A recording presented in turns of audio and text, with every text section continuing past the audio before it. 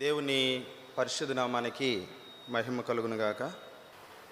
ప్రియులారా, నేను ఒక నామకరద క్రైస్తవ కుటుంబంలో జన్మించినటువంటి వాడిని. మా సొంత గ్రామం ప్రకాశం జిల్లా నాగుల్పులపాడు అనే గ్రామం. మా తల్లిదండ్రులకి మేము 6 సంతానం, 3 అన్నదమ్ములం, 3 అక్క చెల్లెళ్ళు.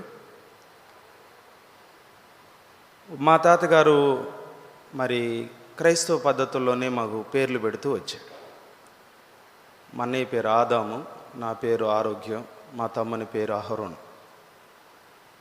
క్రైస్తవ పద్ధతిలో పేర్లు అయితే కలిగి ఉన్నాం, కానీ క్రైస్తత్వంలో పెంచబడలేదు.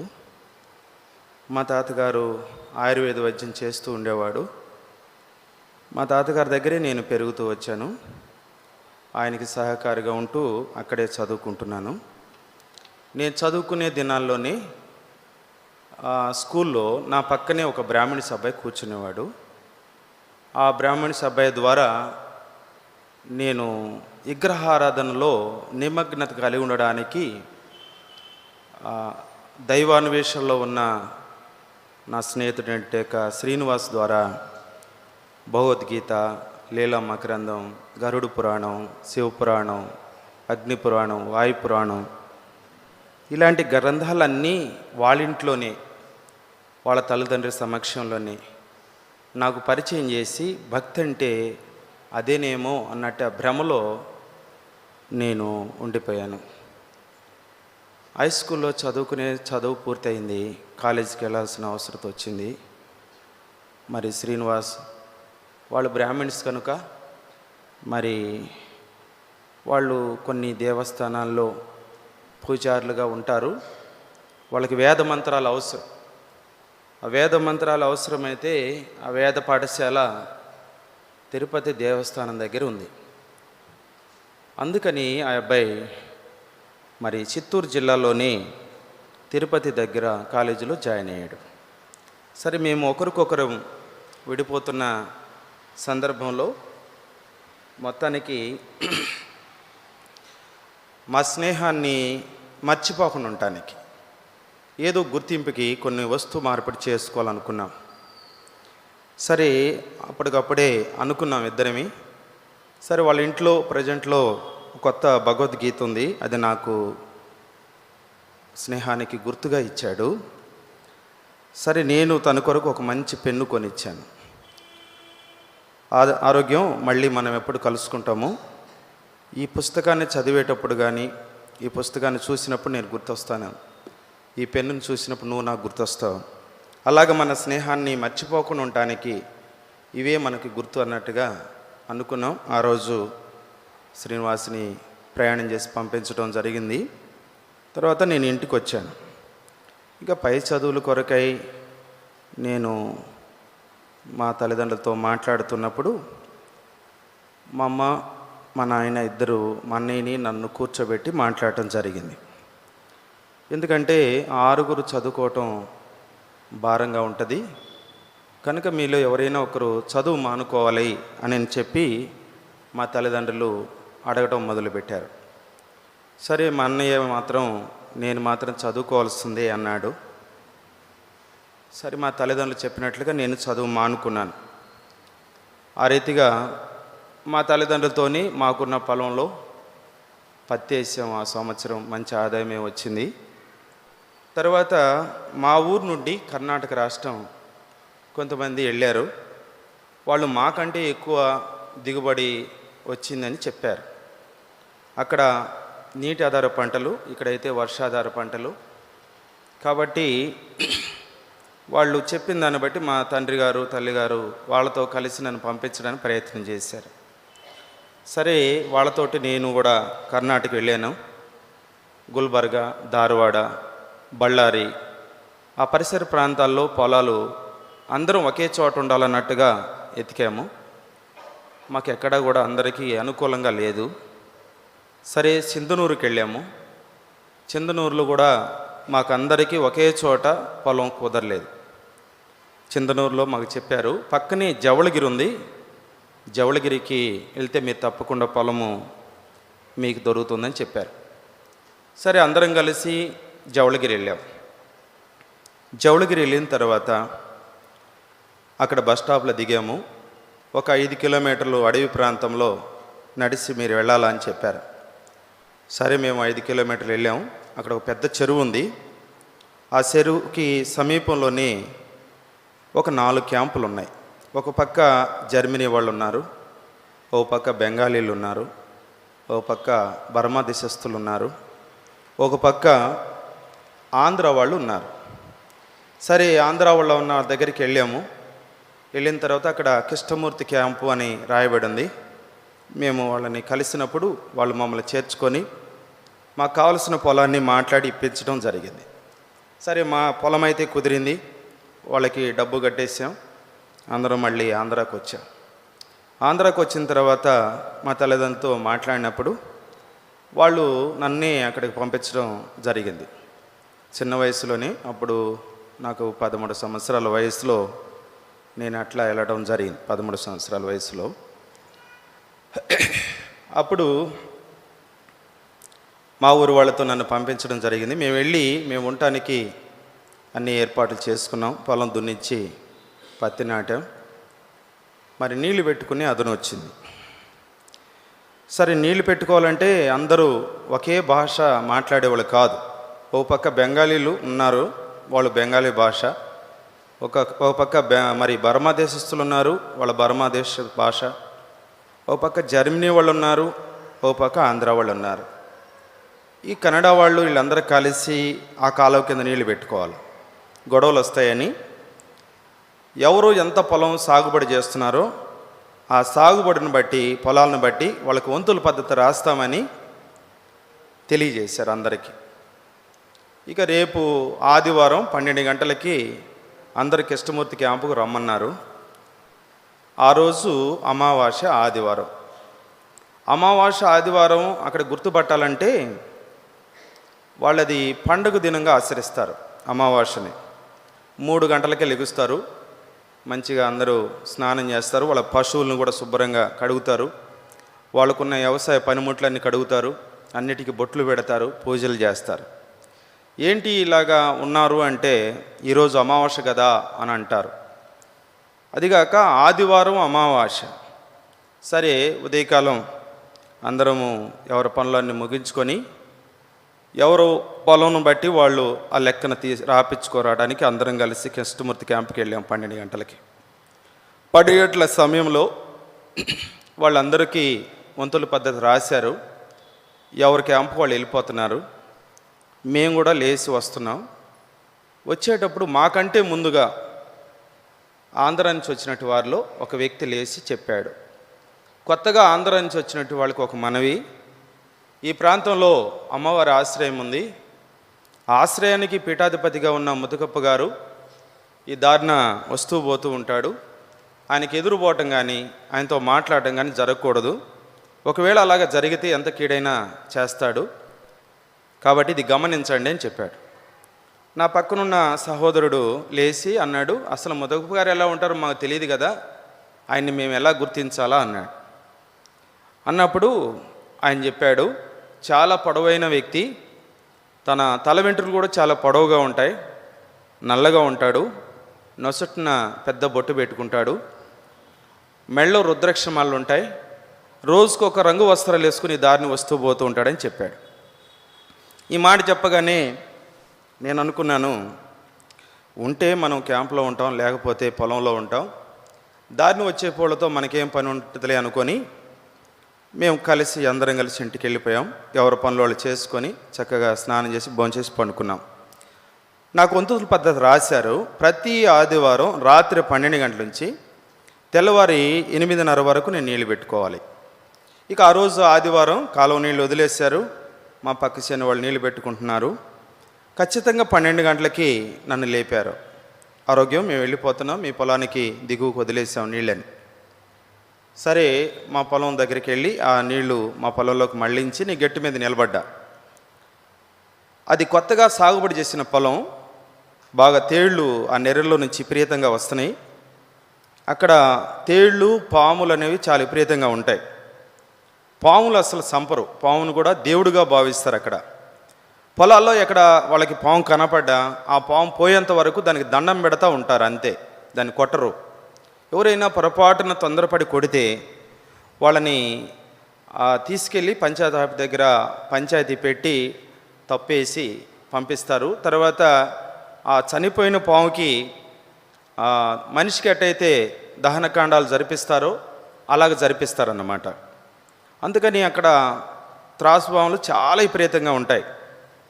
సరే, నేను అనుకున్నాను ఈ తేళ్ళు గట్టుకొస్తున్నాయి, కుడతాయి కదా, పక్కనే చెరువు ఉంది, పెద్ద చెరువు, ఆ గట్టుపైకి వెళ్దామని చెప్పి నేను ఆ చెరువు గట్టు ఎక్కుతున్నా.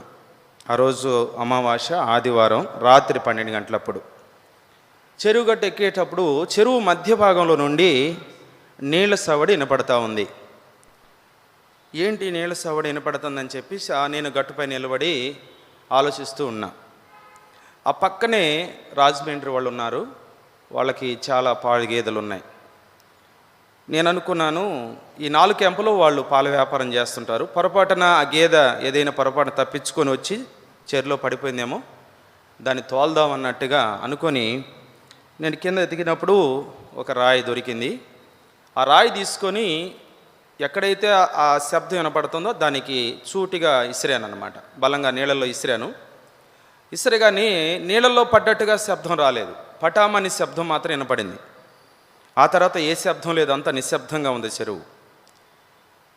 ఏంటి గేదె అయి ఉంటే నేను రాయేసాను కదా, అటో ఇటో ఒకవైపుకి చేరాలా, ఏ కదలికలు లేవు, అంత నిశ్శబ్దంగా ఉంది. ఈ చెరువులో ఏముంది అని చెప్పి నా చేతిలో ఉన్న టార్చ్ తీసుకొని ఒకవైపు నుంచి ఎతకటం ప్రారంభించా. చెరువు మధ్య భాగానికి రాగానే ఒక నల్లని ఆకారం కలిగిన మనిషి నీళ్ళ మీద ఆసనం వేసి కూర్చొని వస్తున్నాడు. అతని దేహం మీద ఎటువంటి వస్త్రాలు లేవు, తన తల వెంట్రుకలు దిశం మీద కప్పుకున్నాడు. ఒక చేతిలో జపమాల ఉంది, ఒక చేతిలో నిమ్మపండు ఉంది. నీళ్ళ మీద ఆసనం వేసి కూర్చొని వస్తున్నాడు. నాకు ఒక్కసారిగా ఆ వ్యక్తిని చూడగానే కొంచెం భయం వేసింది. ఎందుకంటే కర్ణాటకలో ఇలాంటి పూజలు చేసేవాళ్ళు కూడా ఉన్నారా? అయినా నేను గేదె అనుకున్న పొరపాటు రాయి తీసుకుని కొట్టాను, తగిలి ఉంటుంది. సరే, దరికి వచ్చి మాట్లాడతాడు, నాకేమో కన్నడ రాదు, మరి ఆయనకి తెలుగు రాదు. మరి ఇప్పుడు నేను చెప్పే మాట ఆయనకు అర్థం కాకపోవచ్చు, ఆయన చెప్పే మాట నాకు అర్థం కాకపోవచ్చు. మరి ఈ పొరపాటున రాయి తీసుకొని కొట్టాను కదా, దీన్ని ఎట్లా చెప్పాలా అనేది నాకు అర్థం కాలేదు. సరే, ఎట్లా చెప్పాలా అని కొంచెం భయపడ్డాను. సరే, ఏదేమైనా మనం వచ్చిన భాషలోనే చెబుదాం, పొరపాటు అయిపోయిందయ్యా, క్షమించు, ఏదో గేదె అనుకొని రాయి తీసుకుని కొట్టాను, అది మీకు తగిలింది అని చెప్పి ఆయన దగ్గర క్షమాపణ కోరుకుందాం అన్నట్లుగా నేను గట్టుపై నిలబడ్డాను. కొద్ది సమయానికి ఆయన మెల్లిగా వచ్చాడు, నీళ్ళ మీదనే కూర్చొని వచ్చాడు అనమాట. సరే, దరికి వచ్చాడు, నాతో ఒక్క మాట కూడా మాట్లాడలేదు. ఆయన ఆ నీళ్ల మీద పరిచిన జింక చర్మాన్ని గుండ్రంగా చుట్టుకొని చంకలో పెట్టుకున్నాడు. వంగి దోశలతో నీళ్లు తీసుకొని కుడి భుజం మీద ఒక దోశలు పోసుకున్నాడు, ఎడమ భుజం మీద ఒక దోశలు పోసుకున్నాడు. గట్టు పైన నేనున్నా, దిగువ భాగంలో ఆయన ఉన్నాడు. నా వైపు అలా చూసి చేయి దాపి అలా చిటికేసి సైకి చేశాడు, అటు ముందుకు రమ్మని. సరే, అటు ముందుకు రమ్మంటున్నాడు కదా, పోదాం అన్నట్టుగా నేను గట్టుపైన బయలుదేరాను. ఆయన దిగువ భాగంలో బయలుదేరాడు. కొంచెం దూరం వెళ్ళినాక ఒక పెద్ద చెట్టు ఉంది అక్కడ, ఆ చెట్టు దగ్గర ఆయన పైకి ఎక్కాడు. ఇక సరే, నేను ఆ గట్టుపైన వస్తున్నా, కొంచెం దూరం రాగానే ఒక భయంకరమైన ఆకారం కలిగిన ముగ్గు వేశారు. అది చూడగానే నా ఒళ్ళు జల్లు అనిపించింది. ఎందుకంటే అది బేతాళ ముగ్గు. ఆ ముగ్గు చూడగానే నేను ఇక అక్కడి నుంచి దాటుకొని వెళ్ళటానికి భయమేసి నేను అక్కడే నిలబడ్డా, దీన్ని దాటితే ఎలా ఉంటుందని, తొక్కితే ఎలా ఉంటుందని. సరే, ఆయన వెళ్ళాడు. అక్కడికి వెళ్ళి ఏం చేశాడో నాకు తెలీదు. కొంత సమయం గడిచింది. ఆ తర్వాత నేను రాకపోయేటప్పటికల్లా నా వైపు చూసి మాట్లాడాడు. ఏంటి అక్కడే నిలబడ్డావు, రా ముందుకి అని అన్నాడు. తెలుగులోనే మాట్లాడాడు. ఆ తర్వాత తెలిసింది ఆయన 24 భాషల్లో చక్కగా మాట్లాడగలడని. తెలుగులో మాట్లాడినాక నాకు సంతోషం వేసింది, ఎందుకంటే నేను చెప్పే మాట ఆయనకు అర్థమవుతుందని. అప్పుడు అన్నాను, అయ్యా, మరి నువ్వు రమ్మన్నప్పుడే నేను వచ్చాను ఇక్కడికి, కానీ ఇక్కడ ఎవరో ఒక భయంకరమైన ఆకారం కలిగిన ముగ్గుని ఇక్కడ వేశారు, దీన్ని దాటుకొని రావడానికి భయమేసి ఇక్కడ నిలబడ్డాను అని అన్నాను. నీకేం భయం లేదు, రా ముందుకి అన్నాడు. సరే ఆయన రమ్మంటున్నాడు కదా అని చెప్పి ఈ ముగ్గు కూడా తొక్కకుండా దాని దిగువ భాగంలో కూడా కొంచెం దూరం వెళ్ళాను. వెళ్ళిన తర్వాత అక్కడ ఆగు అన్నాడు. ఇదేంటి రమ్మన్నాడు మళ్ళీ ఆగమంటున్నాడు అని చెప్పేసి అక్కడ ఆగాను. అక్కడ నీకేం కనపడుతున్నాయి అన్నాడు. చుట్టూ పారజూస్తే అంతా చీకటమయం, ఏం కనపడలేదు. నేను కింద చూస్తే ఒక మనిషి ఆకారం కలిగిన ముగ్గు ఆ శిరస్సు దగ్గరికి వచ్చాను. ఆ శిరస్సు దగ్గరికి వచ్చిన తర్వాత అక్కడ 2 కళ్ళ మీద 2 అరటిపండ్లు పెట్టున్నాయి. ఇప్పుడు నేను చెప్పాను, ఇక్కడ నాకు 2 అరటిపండ్లు మాత్రమే కనపడుతున్నాయి, ఇంకేం కనపడలేదన్నా. ఇప్పుడు ఆ 2 అరటిపండ్లు తీసుకొని తినేసే అన్నాడు. నాకు కొంచెం ఆలోచన వచ్చి ఏంటంటే, ఇప్పుడు గేదె అనుకొని పొరపాటు రాజేశ్వరిని కొట్టాను. ఆయన కొట్టిన దెబ్బకి ఆయన ఈ అరటిపండు తినమంటాడంటే ఈ అరటిపండులో ఏదో ఉన్నది, ఈ తినకూడదని నిశ్చయం చేసుకున్నా. అప్పుడు చెప్పాయా, నేను ఇప్పుడు ఏం తినలేను, నాకు వద్దు అన్నా. లేదు లేదు నువ్వు తినాల్సిందే అన్నాడు. తినాల్సిందే అంటే ఇప్పుడు నేను తినలేనని నేను అంటున్నా. లేదు తినాలని గట్టిగా మాట్లాడుతున్నాడు.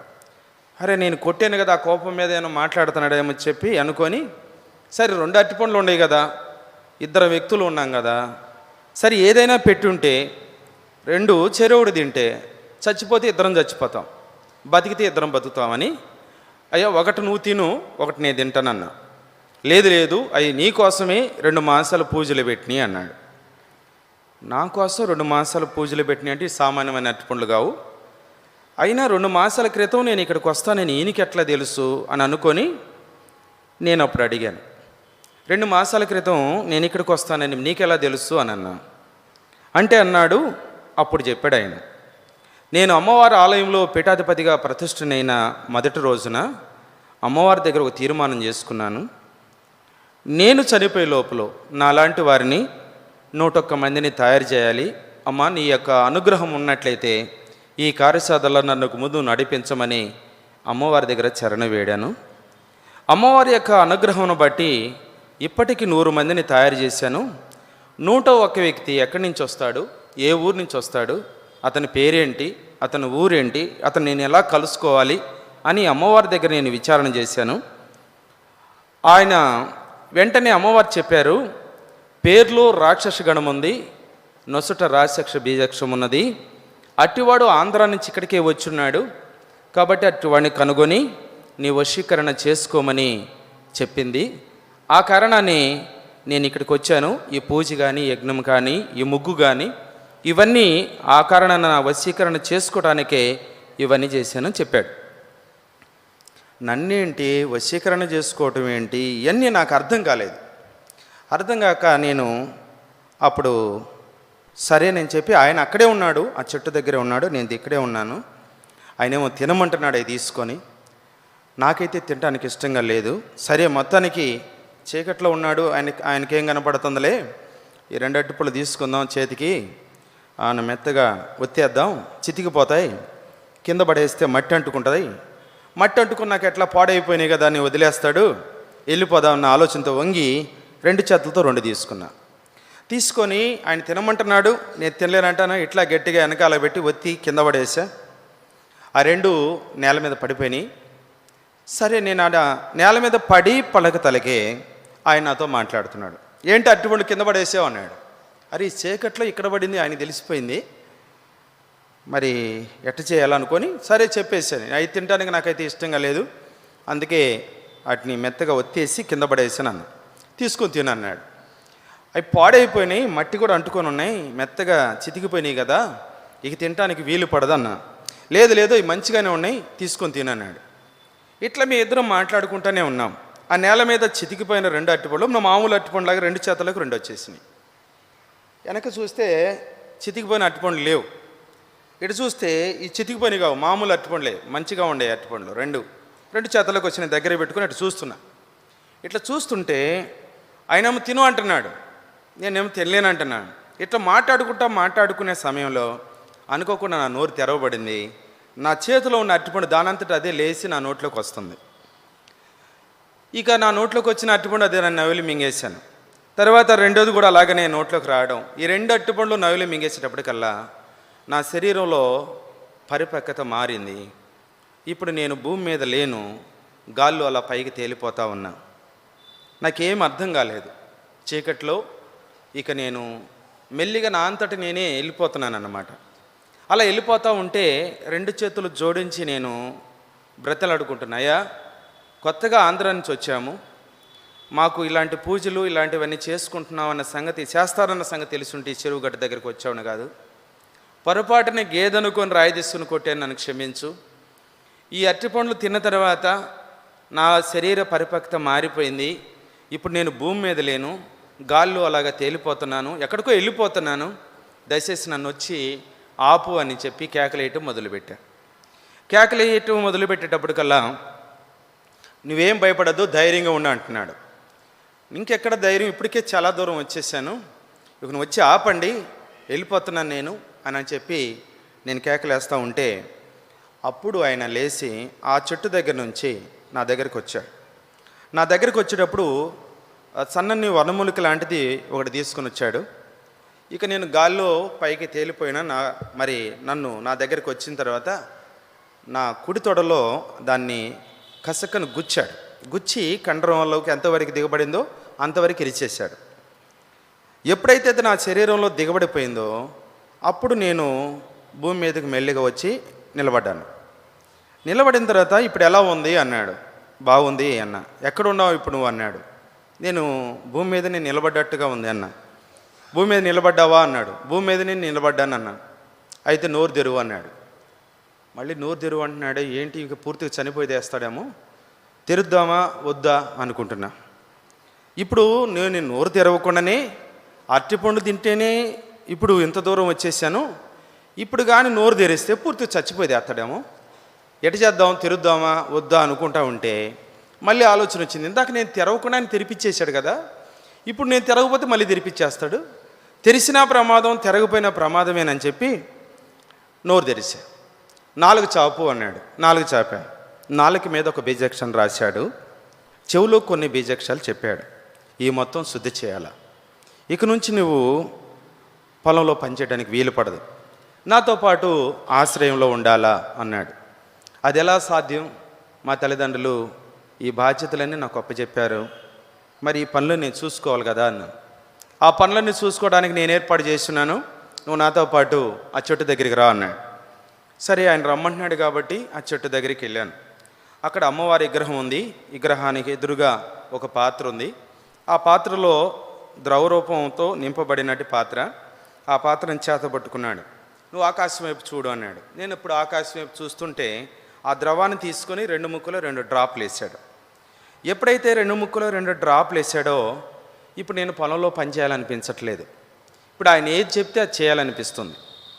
సరే అలా నేను నిలబడిన మరుక్షణం ఆయన చెప్తున్నాడు, ఇప్పుడు వెళ్ళు మీ పక్క క్యాంపులో ఉన్న ఆరుమల రామారావు గారిని లేపి ఈ విషయం చెప్పు, ఈ రోజు నుంచి నువ్వు ఆశ్రయానికి తిరిగి వచ్చేంత వరకు మీ పొలంలో అన్ని పనులు ఆయన చూసుకోవాలి, కాబట్టి ఈ విషయాన్ని వాళ్ళకి చెప్పు అని చెప్పాడు.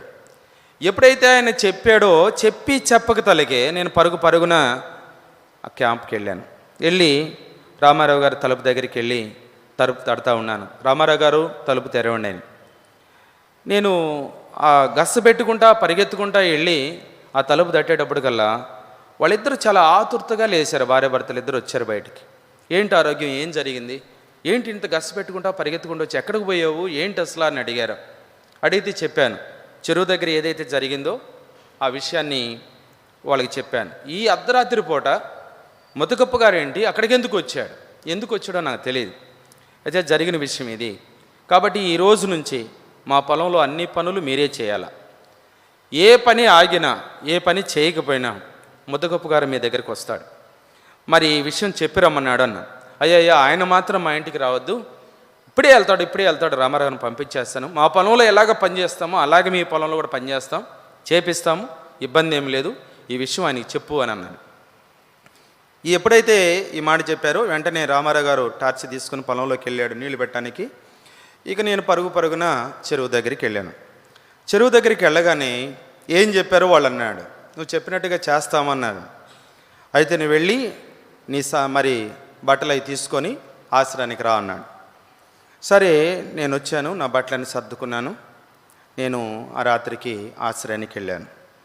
తెల్లవారి లేచాను. అక్కడ పెద్ద కొలనుంది. ఆ కొలంలోకి వెళ్ళి స్నానం చేసి నేను ఆశ్రయంలోకి రాగానే అప్పుడు చెప్పాడు, ఇప్పుడు నువ్వు తీసుకునే దీక్ష నాగసాధు దీక్ష. ఈ నాగసాధు దీక్ష తీసుకునే సమయంలో ఒకవేళ నువ్వు కొన్ని పరిస్థితులు కొన్ని సందర్భాల్లో చనిపోవడానికి కూడా అవకాశం ఉంది. చనిపోవచ్చు. చనిపోయినాక నిన్ను కాల్చడమో పోడ్చడమో జరగదు. నిన్ను పాడు జలాల్లో పడేయటం కానీ లేకపోతే పక్షులకి జంతువులకి ఆహారంగా వేయటం కానీ జరుగుతుంది. అందుకని రెండోది, నీకు దహనకాండాలు చేయడానికి వీలు లేదు. కాబట్టి నువ్వు చావకు ముందే నీకు దినం చేయాలా అన్నాడు. చావకు ముందే నాకు దినం చేశాడు, తద్దినం కూడా పెట్టాడు. ఆ తర్వాత నాకు ఏ బీజాక్షరాలు అయితే చెప్పాడో ఆ గ్రంథాలన్నీ తీసుకొచ్చాడు. ఆ గ్రంథాల్లో ఉన్నటి యొక్క ఆ బీజాక్షరాలన్నీ కొన్ని విసిద్ధపరిచి చెప్పాడు. చెప్పి ఇప్పుడు భోజనాన్ని తింటున్నాం. ఈ భోజనం తిన్న తర్వాత మన యజ్ఞం పూర్తయ్యేంత వరకు ఇక మళ్ళీకి మనకు భోజనం ఉండదు, ఇక అన్నాహారాలు ఉండవు. కాబట్టి మరి కలిసి భోంచేయి అన్నాడు. అది ఒక పాయాస లాంటి పదార్థం. అది ఉత్తరాణి గింజలతో మేకపాలలతో ఉడికించి దాంట్లో బెల్లం కలిపితే పాయాసలాగా అవుతుందన్నమాట. ఆ పాయాసని తింటే ఒక 40 రోజులు ఆకలి ఉండదు. ఎటువంటి శక్తి లోపం ఉండదు. ఆహారం తిన్న మనిషి ఎంత ఆరోగ్యంగా ఉంటాడో అలాగనే ఉంటారు. సరే, ఇద్దరం కలిసి భోంచేసాం. తర్వాత మనకి యజ్ఞం పూర్తయినాక నిన్ను పరీక్షించిన తర్వాత మనకి విందు ఉంటుంది, అది జవళగిరి శ్మశానంలో అన్నాడు. సరే, ఆ రోజు భోజనం పెడతాడేమో అనుకున్నా. సరే, మొత్తానికి సాయంకాలం 4 గంటలకి నాతో మాట్లాడాడు. నేను ఇప్పుడు జవళగిరి వెళ్తున్నాను, పూజకి కావలసిన సామాగ్రి అంతా తీసుకొని నేను జవళగిరి శ్మశానానికి వస్తాను. 6 గంటలు అయిన తర్వాత ఆశ్రయంలో అన్ని లైట్లు తాళాలేయి నేరుగా నువ్వు కూడా జవళగిరి శ్మశానానికి రా అన్నాడు. సరే, నేను జవళగిరి శ్మశానానికి వచ్చేసాను. 6 గంటలకి లైట్లు వేసి నాకంటే ముందుగా వెళ్ళి ఆయన సామాగ్రి అంతా తీసుకొచ్చుకున్నాడు. సరే, అక్కడ చేరి ఆయన పూజా కార్యక్రమాన్ని మొదలుపెట్టాడు. నేను వెతుక్కుంటా ఆ జవళగిరి శ్మశానానికి వెళ్ళాను. వెళ్ళి అక్కడ ఆయనకి ఎదురుగా నిలబడగానే వచ్చేసావా అన్నాడు. వచ్చేసానన్నాను. వస్తే నీ దేహం మీద ఎటువంటి వస్త్రాలు ఉండకూడదు, తీసి పక్కన పెట్టేసి అన్నాడు. ఏంటి నన్ను రావటం ఇట్లా చెప్తున్నాడు అని చెప్పి నేను ఆలోచిస్తున్నాను. అంటే ఆయన దేహం మీద ఎటువంటి వస్త్రాలు లేవు, ఆయన నగ్న దేహంతోనే పూజలో కూర్చున్నాడు. ఇక నన్ను కూడా అదేవిధంగా వస్త్రాలు తీసి పక్కనే అన్నాడు.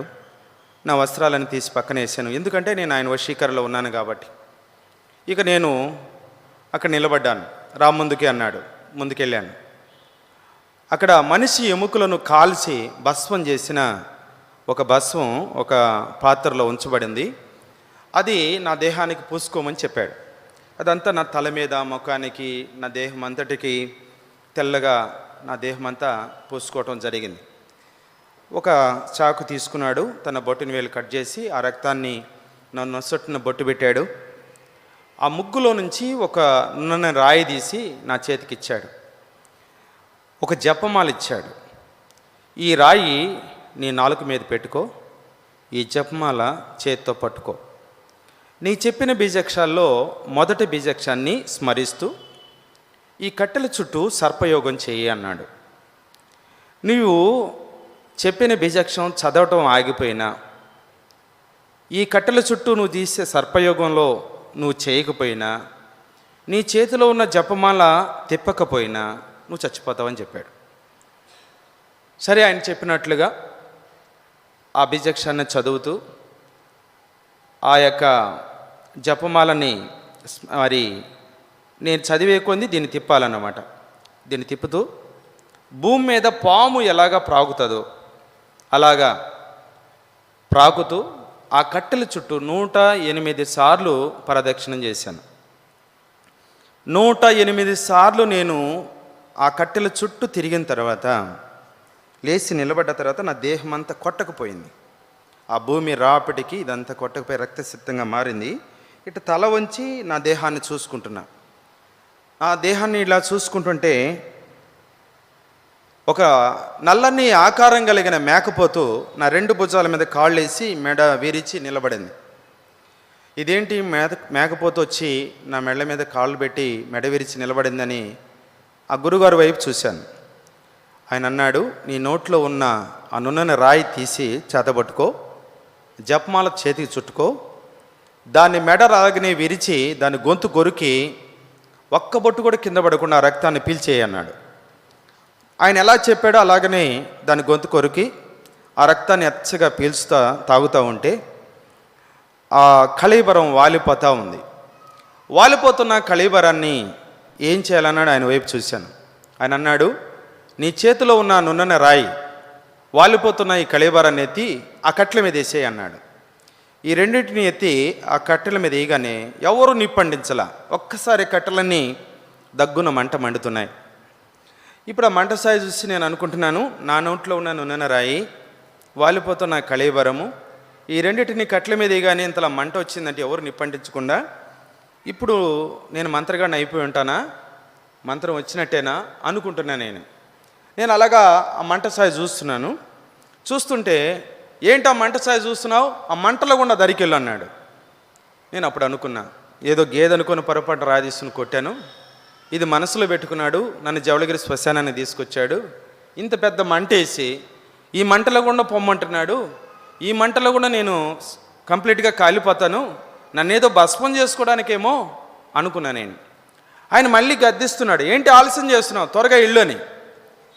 ఇక ఆయన వశీకరణలో నేనున్నాను కాబట్టి ఆ మంట దగ్గరికి వెళ్ళి ఆ మంటలో కాలు పెట్టి పెట్టక తలకే ఎవరో 2 వ్యక్తులు నన్ను పట్టుకున్నట్టుగా అనిపించింది. ఆ తర్వాత నన్ను ఆ శ్మశానం ఆదరికి తీసుకెళ్ళి నన్ను దించేశారు. తర్వాత ఈ మంట లేదు, కనీసం నిప్పులు కూడా లేవు. వాస్తవానికి అది మేకపోతు కాదు, ఇవి కట్టెలు కాదు, అది నిప్పు కాదు. నేను శ్మశానానికి అటువైపున ఉన్నాను, శ్మశానానికి ఇటువైపున ఆయన ఉన్నాడు. కొద్ది సమయం అలా నిలబడి చూస్తూ ఉంటే, దిక్కులన్నీ చూస్తూ ఉంటే ఎవరూ ఏమీ కనపట్టలేదు. వెనక ఆయన తప్ప చుట్టూ ఏం కనపడదు, అంతా చీకటమయం. అయితే అరుపులు, శబ్దాలు, పట్టపట్ట పొళ్ళు కొరకటాలు ఈ మాత్రం వినపడతా ఉన్నాయి. చుట్టూ చూస్తున్న మనుషులు ఎవరు కనపట్టలేదు. ఈ శబ్దాలు ఎక్కడి నుంచి వస్తున్నాయి అన్నట్టుగా చూస్తున్నాను. చూస్తుంటే చాలాసేపు అట్లా గడిచిన తర్వాత నేను మాట్లాడటం మొదలుపెట్టాను. మీరెవరు, ఎందుకు అలా శబ్దాలు చేస్తున్నారు, అరుస్తున్నారు, అసలు మీరు ఎక్కడున్నారు, ప్రత్యక్షమవ్వండి, కనపడండి అన్నట్లుగా నేను అడుగుతుంటే నాకు ఒక శబ్దం వినపడింది.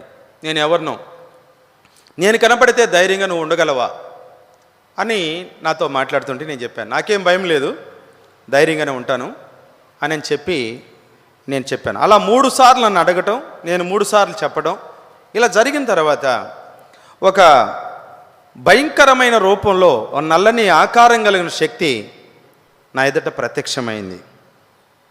మెడ చుట్టూ పురిలున్నాయి, మల చుట్టూ పురిలున్నాయి, చేతిలో మారణాయుధాలు ఉన్నాయి. ఒక నల్లని ఆకారం కలిగిన శక్తి చాలా క్రూరంగా నా వైపు చూస్తూ నాతో మాట్లాడుతుంది. ఏంటి, భయంగా ఉందా అని. నాకేం భయం లేదన్నా. నీకేం భయం లేదా అని 3 సార్లు అడిగింది. మళ్ళీ 3 సార్లు కూడా నాకు భయం లేదన్నా. నీకేం భయం లేకపోతే ఇదిగో నా చేతిలో ఉన్న ఈ పక్షిని తీసుకొని ఒక్క ఏకుడు పోకుండా నవిలి మింగేయి అని చెప్పింది. ఒక నల్లని ఆకారం కలిగిన పక్షిని నా చేతికి ఇవ్వడం జరిగింది. ఆ పక్షిని అలాగే నవిలి మింగేశాను.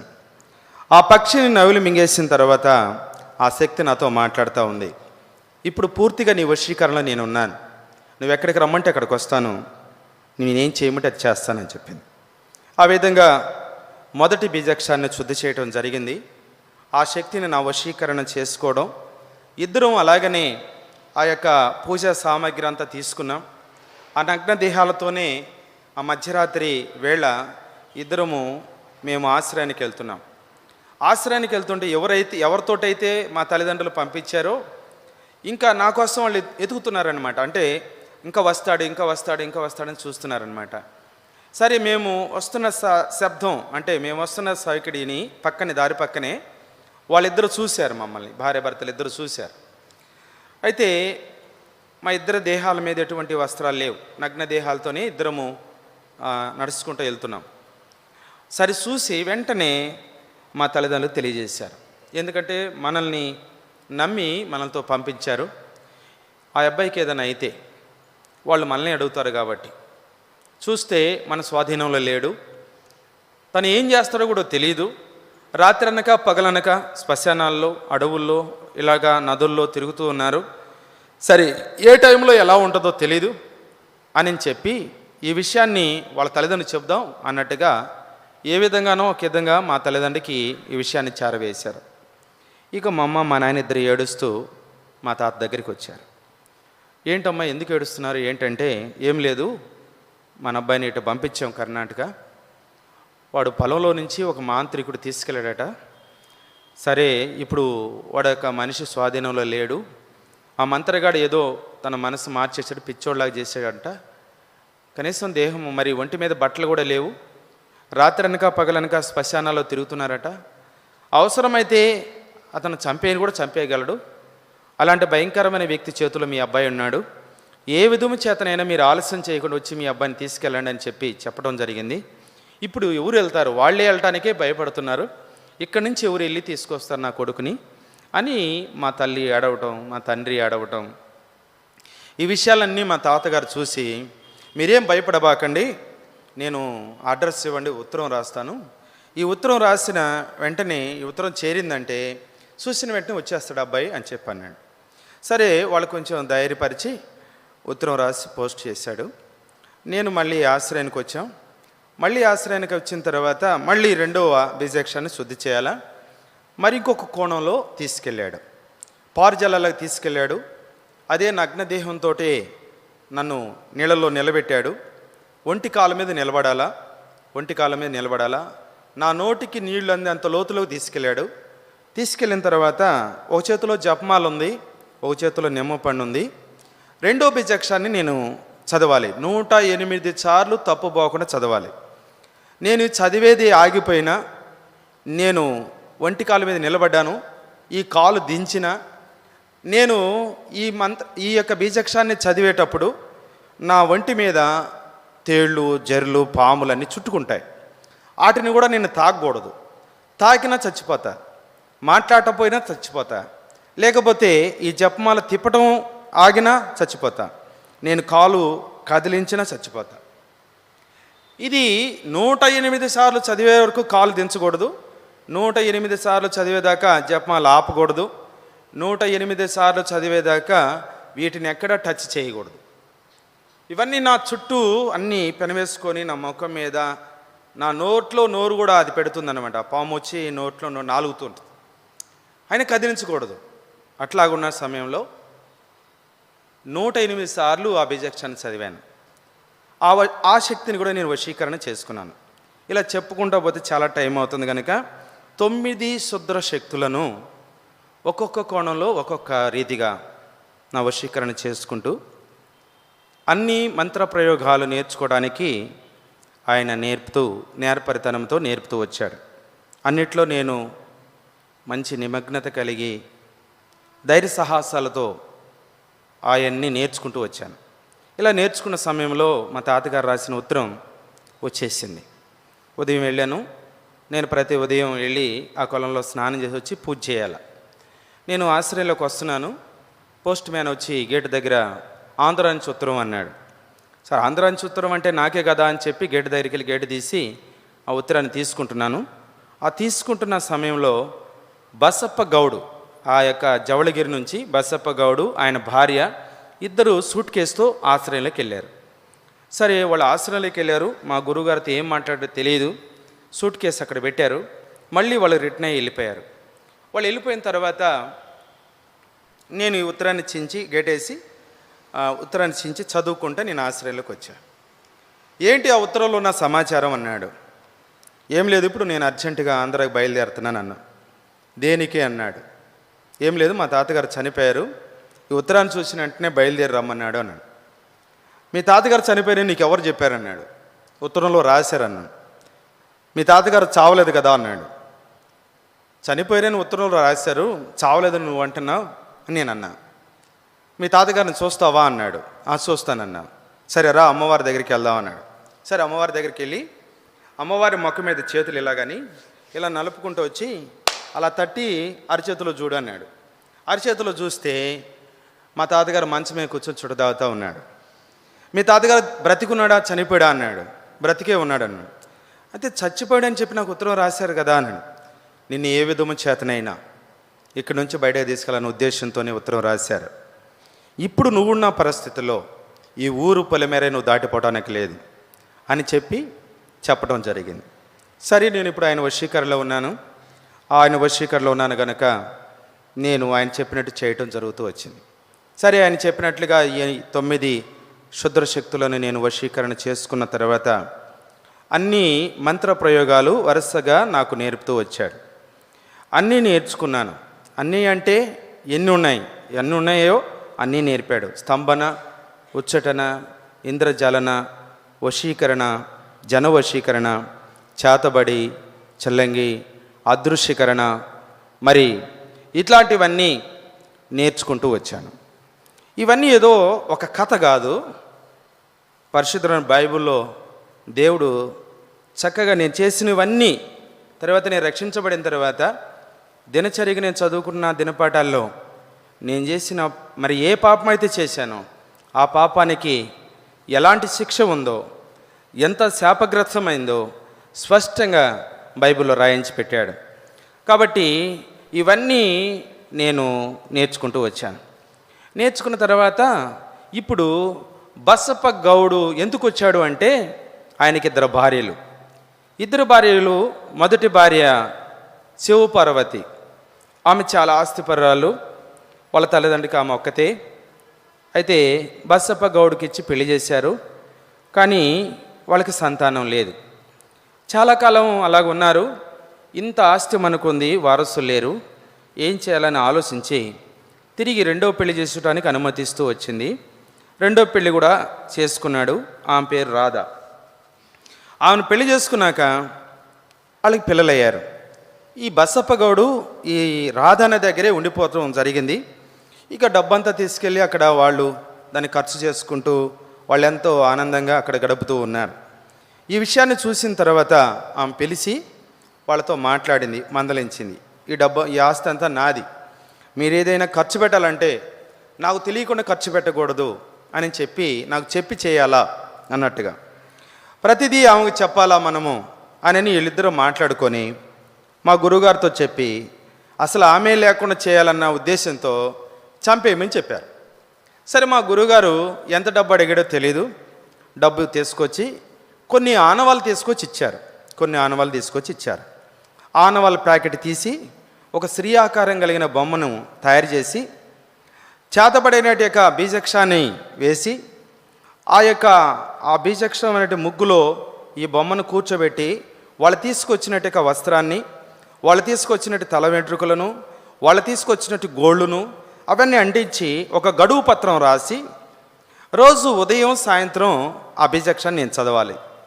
నేను ఇక్కడ ఈ గడువు పత్రంలో ఏమైతే నేను రాశానో అదే ప్రకారంగా ఆ శక్తి తీసుకెళ్ళి ఎవరి అయితే ఆ గోళ్ళు, ఎవరి ఎంట్రుకలైతే, ఎవరి ఆ వస్త్రాలు ఎవరి అయితే వాళ్ళని ఏ విధంగా బంధించమంటే ఆ విధంగా బంధిస్తుంది అన్నమాట. ఏ విధంగా బాధ పెట్టమంటే ఆ విధంగా బాధ పెట్టిద్ది అన్నమాట. నేను ఇక్కడ రాసిన ప్రకారంగానే చేస్తుంది. అది ఎన్ని రోజులు అంటే అన్ని రోజులు రాయాలి, ఎన్ని రోజుల వరకు ఉండాలంటే అన్ని రోజులు రాయాలి. ఖచ్చితంగా అమావాస్య ఆదివారానికి అది పూర్తి కావాలి. అంటే ఆమె అన్నాహారాలు తినకుండా మానేస్తుంది, అంతే. బంధించడం అంటే అంతే. అన్నం తిందు, నీళ్ళు తాగదు, తన శరీరంలో ఏ మార్పు జరిగినా ఎవరితో చెప్పదు, మౌన దీక్షలో ఉంటుందన్నమాట.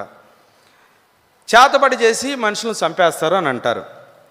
మంత్రం ద్వారా మనిషి చావడు, బంధించవచ్చు, బాధ పెట్టవచ్చు, చాలా ఎదించవచ్చు కూడా, పిచ్చోళ్ళలాగా తిప్పొచ్చు కూడా, కానీ ప్రాణం మాత్రం పోదు. ఒక సామెత కూడా ఉంది, మంత్రాలకి చింతకాయలు రాలవని. మంత్రాలకి చింతకాయలు రాలకపోతే మనిషి చస్తాడా? చావడు. కానీ చంపాల్సిందే, మనిషిని మాత్రం చంపాల్సిందే. చంపందే మనిషి మాత్రం చావరు.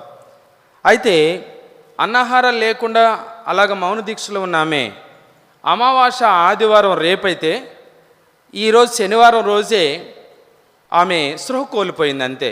ప్రాణం ఉంది. నాడబట్టుకుంటేనేమో నాడ ప్రకోపం దొరకదు. ఇక్కడ శ్వాస చూస్తే శ్వాస ప్రకోపం దొరకదు, మనిషిలో ప్రాణం ఉంటుంది.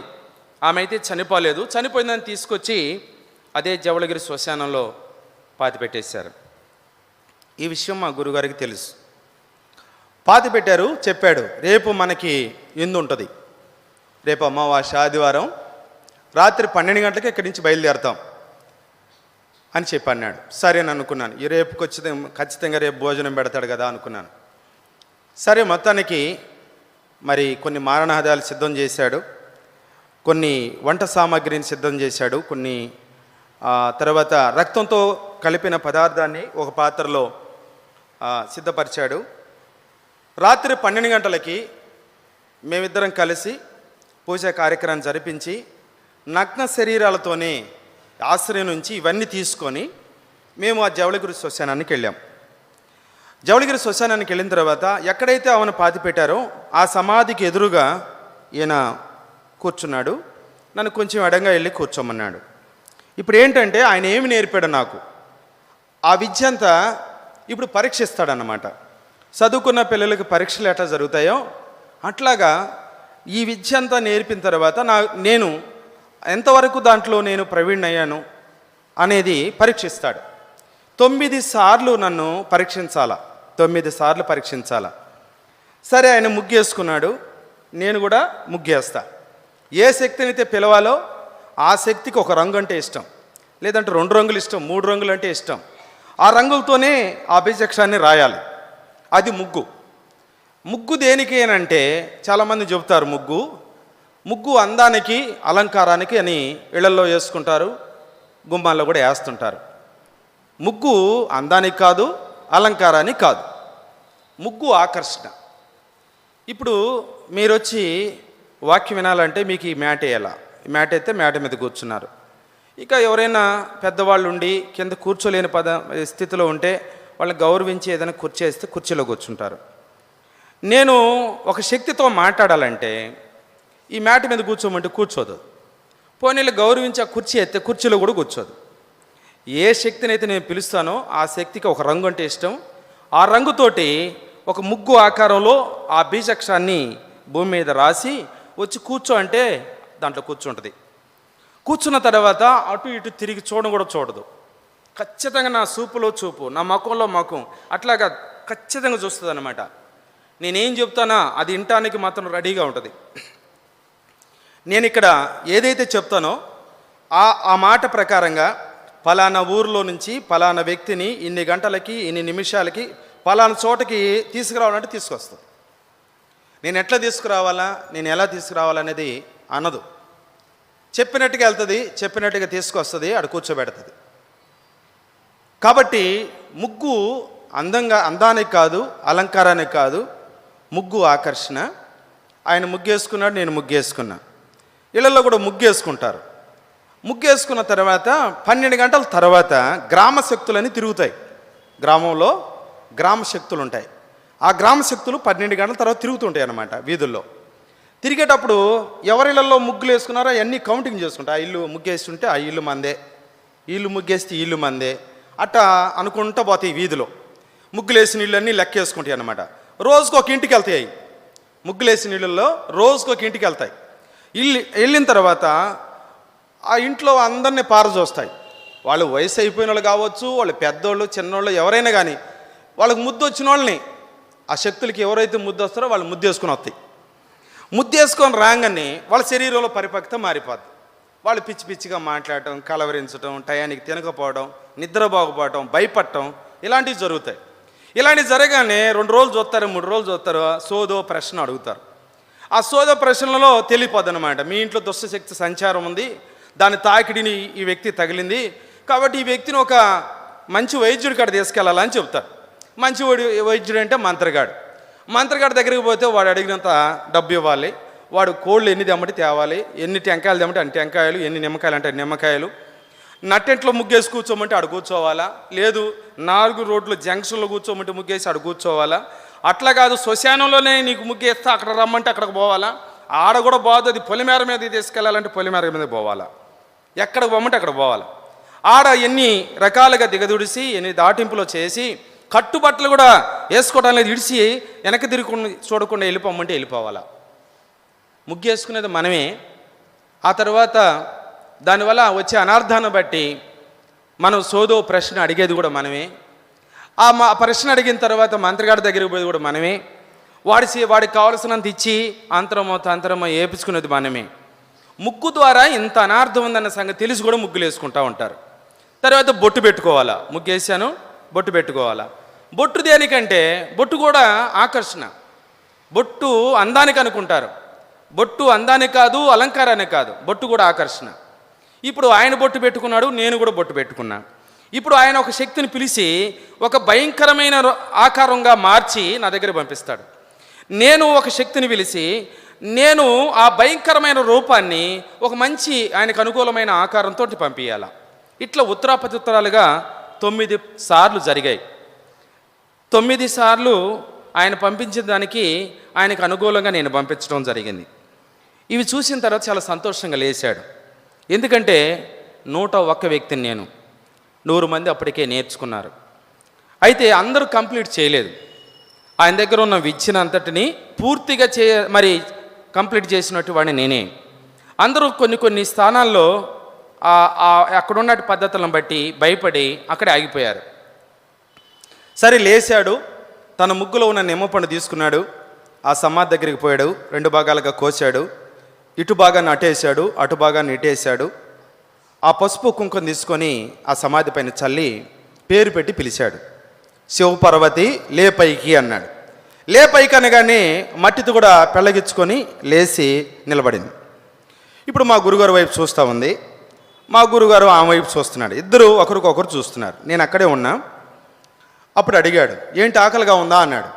ఆకలిగా ఉన్నట్టుగా తల ఊపింది. అదిగో నీకోసం సిద్ధపరిచిన భక్ష్యం అక్కడ ఉంది, వెళ్ళి భక్షించు అన్నాడు. చాలా ఆకలితో ఉన్న ఆమె అక్కడికి వెళ్ళింది. ఆ పాత్ర దగ్గరికి రక్తంతో కలిపిన ఆ పదార్థాన్ని తీసుకొని ఆతురతగా తన నోటి దగ్గర పెట్టుకొని తినబోతా ఉంది. నోటి దగ్గర పెట్టుకొని తినబోతున్నప్పుడు ఆగు అన్నాడు. అట్లే ఆయన వైపు చూస్తూ ఉంది. ఏంటి చేత్తో తింటున్నావు? చేత్తో కాదు, కుక్క తిన్నట్టుగా తినాలి. చేతిలో ఉన్న పదార్థాన్ని వదిలేసింది.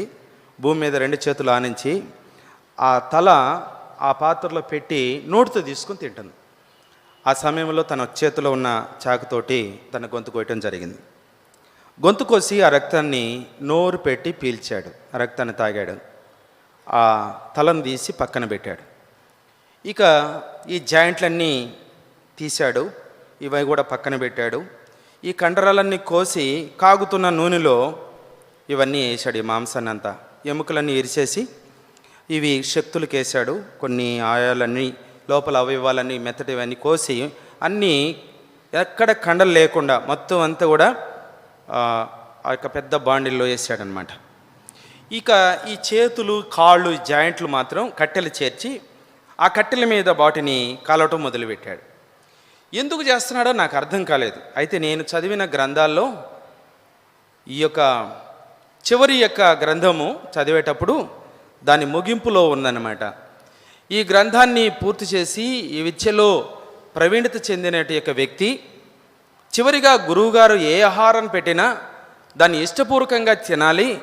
అలా ఇష్టపూర్వకంగా తిని ఉన్నట్టు వాడు మాత్రమే ఈ యొక్క కార్యసాధనకు మంచి యోగ్యుడు అవుతాడు, లేకపోతే వాడు యోగ్యుడు కాదు అని రాయబడింది. సరే, మొత్తానికి ఈ కట్టెల మీద కాల్చేది పూర్తయిపోయింది. ఈ నూనెలో ఈ మాంసం అంతా కూడా ఫ్రై అయిపోయింది. సరే, నేను అలాగనే కూర్చొని ఉన్నా. ఆ పాత్ర నా దగ్గరికి పంపించాడు. ఏం చేయాలని నేను అడిగాను. తినేయాలా అన్నాడు. ఏంటి మనిషి మాంసం తినాలా అన్నాను. అవును, మనిషి మాంసం తినాలా. ఇప్పుడు నువ్వు మనిషికి కాదు, నీకు జాలి దయ ఉండకూడదు. అవసరమైతే మనిషి రక్తాన్ని తాగాలి, అవసరమైతే మనిషి మాంసాన్ని తినాలి. ఇప్పుడు నువ్వు ఒక నరమాంస భక్షకుడుగా తయారు కావాలి అని చెప్పడం జరిగింది. సరే, గురువుగారు చెప్పింది నేను చేయాలా, కాబట్టి ఆ రీతిగా మనిషి రక్తానికి మనిషి మాంసానికి నన్ను అలవాటు చేశాడు. ఒక మనిషిని తినే మనిషి, ఒక నరమాంస భక్షకుడు, వాడు ఎలా ఉంటాడు, ఎక్కడ ఉంటాడు అని అనుకుంటే వాడు ఇలా ఉంటాడు, ఇక్కడే ఉన్నాడు. ఇలాంటి వాడు కూడా దేవుడు చూశాడు. ఇలాంటి వాడు కూడా దేవునికి అవసరము. ఇలాంటి వాడిని కూడా వాడుకుంటాడు అంటానికి నిదర్శనం ఏదైనా ఉంది అంటే అది నేనే. ఒక మనిషిని తినే మనిషి ఎట్టుంటాడంటే ఎట్టుంటాడని ఎప్పుడో 92వ సంవత్సరం నేను చనిపోవాలి, డాక్టర్లు చెప్పేశారు బ్రతకడు అని. కానీ 2023వ సంవత్సరం ఈ జనవరి మాసం 26వ దినం ఈ రాత్రికాలం వరకు కూడా నన్ను సజీవుడిగా ఉంచాడు. ప్రియులారా, ఆ రీతిగా నేను ఒక భయంకరమైన మాంత్రికుడిగా కాకుండా ఒక భయంకరమైన మరి అఘోరగా తయారు చేశాడు నన్ను. నాకు ఇక ఎటువంటి మరి మంత్ర సాధనలో అభ్యంతరాలు లేవు, ఏమైనా చేయగలను, ధైర్య సాహసాలతో చేయగలను. అయితే నన్ను అన్నాడు, కంప్లీట్ అయిన తర్వాత ఇద్దరం కలిసి తిన్నాం, ఇంకా మిగిలింది తీసుకున్నాం, ఈ సామాగ్రి అంతా తీసుకున్నాం, నేరుగా మళ్ళీ ఆశ్రయానికి వెళ్ళిన తర్వాత ఈ పురిని కూడా తీసుకొని వెళ్ళాం. అండర్ గ్రౌండ్కి వెళ్ళిన తర్వాత చూపించాడు, ఇవన్నీ లెక్కబెట్టు అన్నాడు. మొత్తం లెక్క పెడితే 101 పుర్రు ఉంది. ఈ పురితో కూడా 101 పుర్రే. 101 మందిని మాంత్రికులను చేస్తే, మంత్రగాళ్ళని చేస్తే 101 మందిని ఆయన తిన్నాడు. అవన్నీ అక్కడ భద్రం చేసుకున్నాడు. సరే, నేను ఆయన దగ్గర ఆ విద్య అంతా కంప్లీట్ చేసిన తర్వాత నన్ను చాలా మెచ్చుకున్నాడు, చాలా అభినందించాడు. నువ్వు ఇంత ధైర్య సాహసాలు కలిగి ఈ యొక్క కార్యసాధనలో నిలబడతావని నేను అనుకోలేదు. చాలా చక్కగా నీ కూడా నాకంటే ఇనుముకులుగా నువ్వు చేయగలిగావు. కాబట్టి ఇప్పుడు నువ్వు అర్జెంటుగా నేను చెప్పినట్టుగా హిమాలయాలకు వెళ్ళాలా అన్నాడు. అంటే ఆయన ఎక్కడైతే గురు సాధన చేశాడో అక్కడ గురుదీక్ష తీసుకోవడానికి నన్ను పంపించాలని అన్నాడు. నేను చెప్పాను, నేను అక్కడికి హిమాలయాలకు వెళ్ళను, నేను ఇక్కడే ఆంధ్రప్రదేశ్కి పంపించేసాను అన్న. అంటే నువ్వు ఇక్కడ జనసంచారంలో నువ్వు ఉండకూడదు అన్నాడు. జనసంచారంలో ఉండకూడదన్నా కానీ నేను ఉంటాను అన్నా. అది కొద్ది కష్టం అన్నాడు. కష్టమైన ఉంటానన్నాడు. సరే, నేను ఒక మొండిపట్టుగా మాట్లాడటం ఆయన గ్రహించి, సరే అలాగనే పంపిస్తాను అని చెప్పి, నీకు కొన్ని గ్రంథాలు ఇస్తున్నాను నీకు బహుమానంగా, ఈ గ్రంథాలన్నీ నీకు దొరకవు, నీకు చివరివాడు కనుక నీకే ఇస్తున్నాను. కానీ ఇంకొక గ్రంథం కావాలి, దానికి కొన్ని శుభగడియలు కావాలి, ఆ శుభగడియలు వచ్చేంత వరకు ఇక్కడే ఉండాలి అన్నాడు. సరే, ఇన్ని రోజులు ఉన్నాను కదా, ఆ రోజు కూడా ఉంటాను అని చెప్పి ఉండడం జరిగింది. ఉన్న తర్వాత నేను ఎలాంటి విద్య నేర్చుకున్నాను, నేను నేర్చుకున్న విద్యకి నాకు వచ్చే శిక్ష ఏంటి అనేది పరిశుద్ధ బైబిల్ తెలియజేస్తుంది. చదువుకుందాం. పరిశుద్ధ బైబిల్లో లేవీకాండం 17వ అధ్యాయం, పరిశుద్ధ బైబిల్లో లేవీకాండం 17వ అధ్యాయం 13, 14 వచనాలు ఇలాగ రాయబడి ఉంది. మరియు ఇశ్రాయేలీలో కానీ మీలో నివసించు పరదేశంలోనే కానీ ఒకడు తినదగిన మృగమునైనను పక్షినైనను ఏటాడి పట్టిన ఎడల వాడు దాని రక్తమును ఒలికించి మట్టితో కప్పవలెను. ఏలయనగా అది సమస్త దేహములకు ప్రాణాధారము, దాని రక్తము దాని ప్రాణమునకు ఆధారము. కాబట్టి మీరు ఏ దేహ రక్తమును తినకూడదు, వాటి రక్తము సర్వదేహములకు ప్రాణాధారము, దానిని తిను ప్రతివాడు మరణశిక్ష నొందునని నేను ఇశ్రాయేలుకు ఆజ్ఞాపించి తిని. మొట్టమొదటిగా నేను చేసిన పాపం ఏంటంటే రక్తాన్ని తాగాను.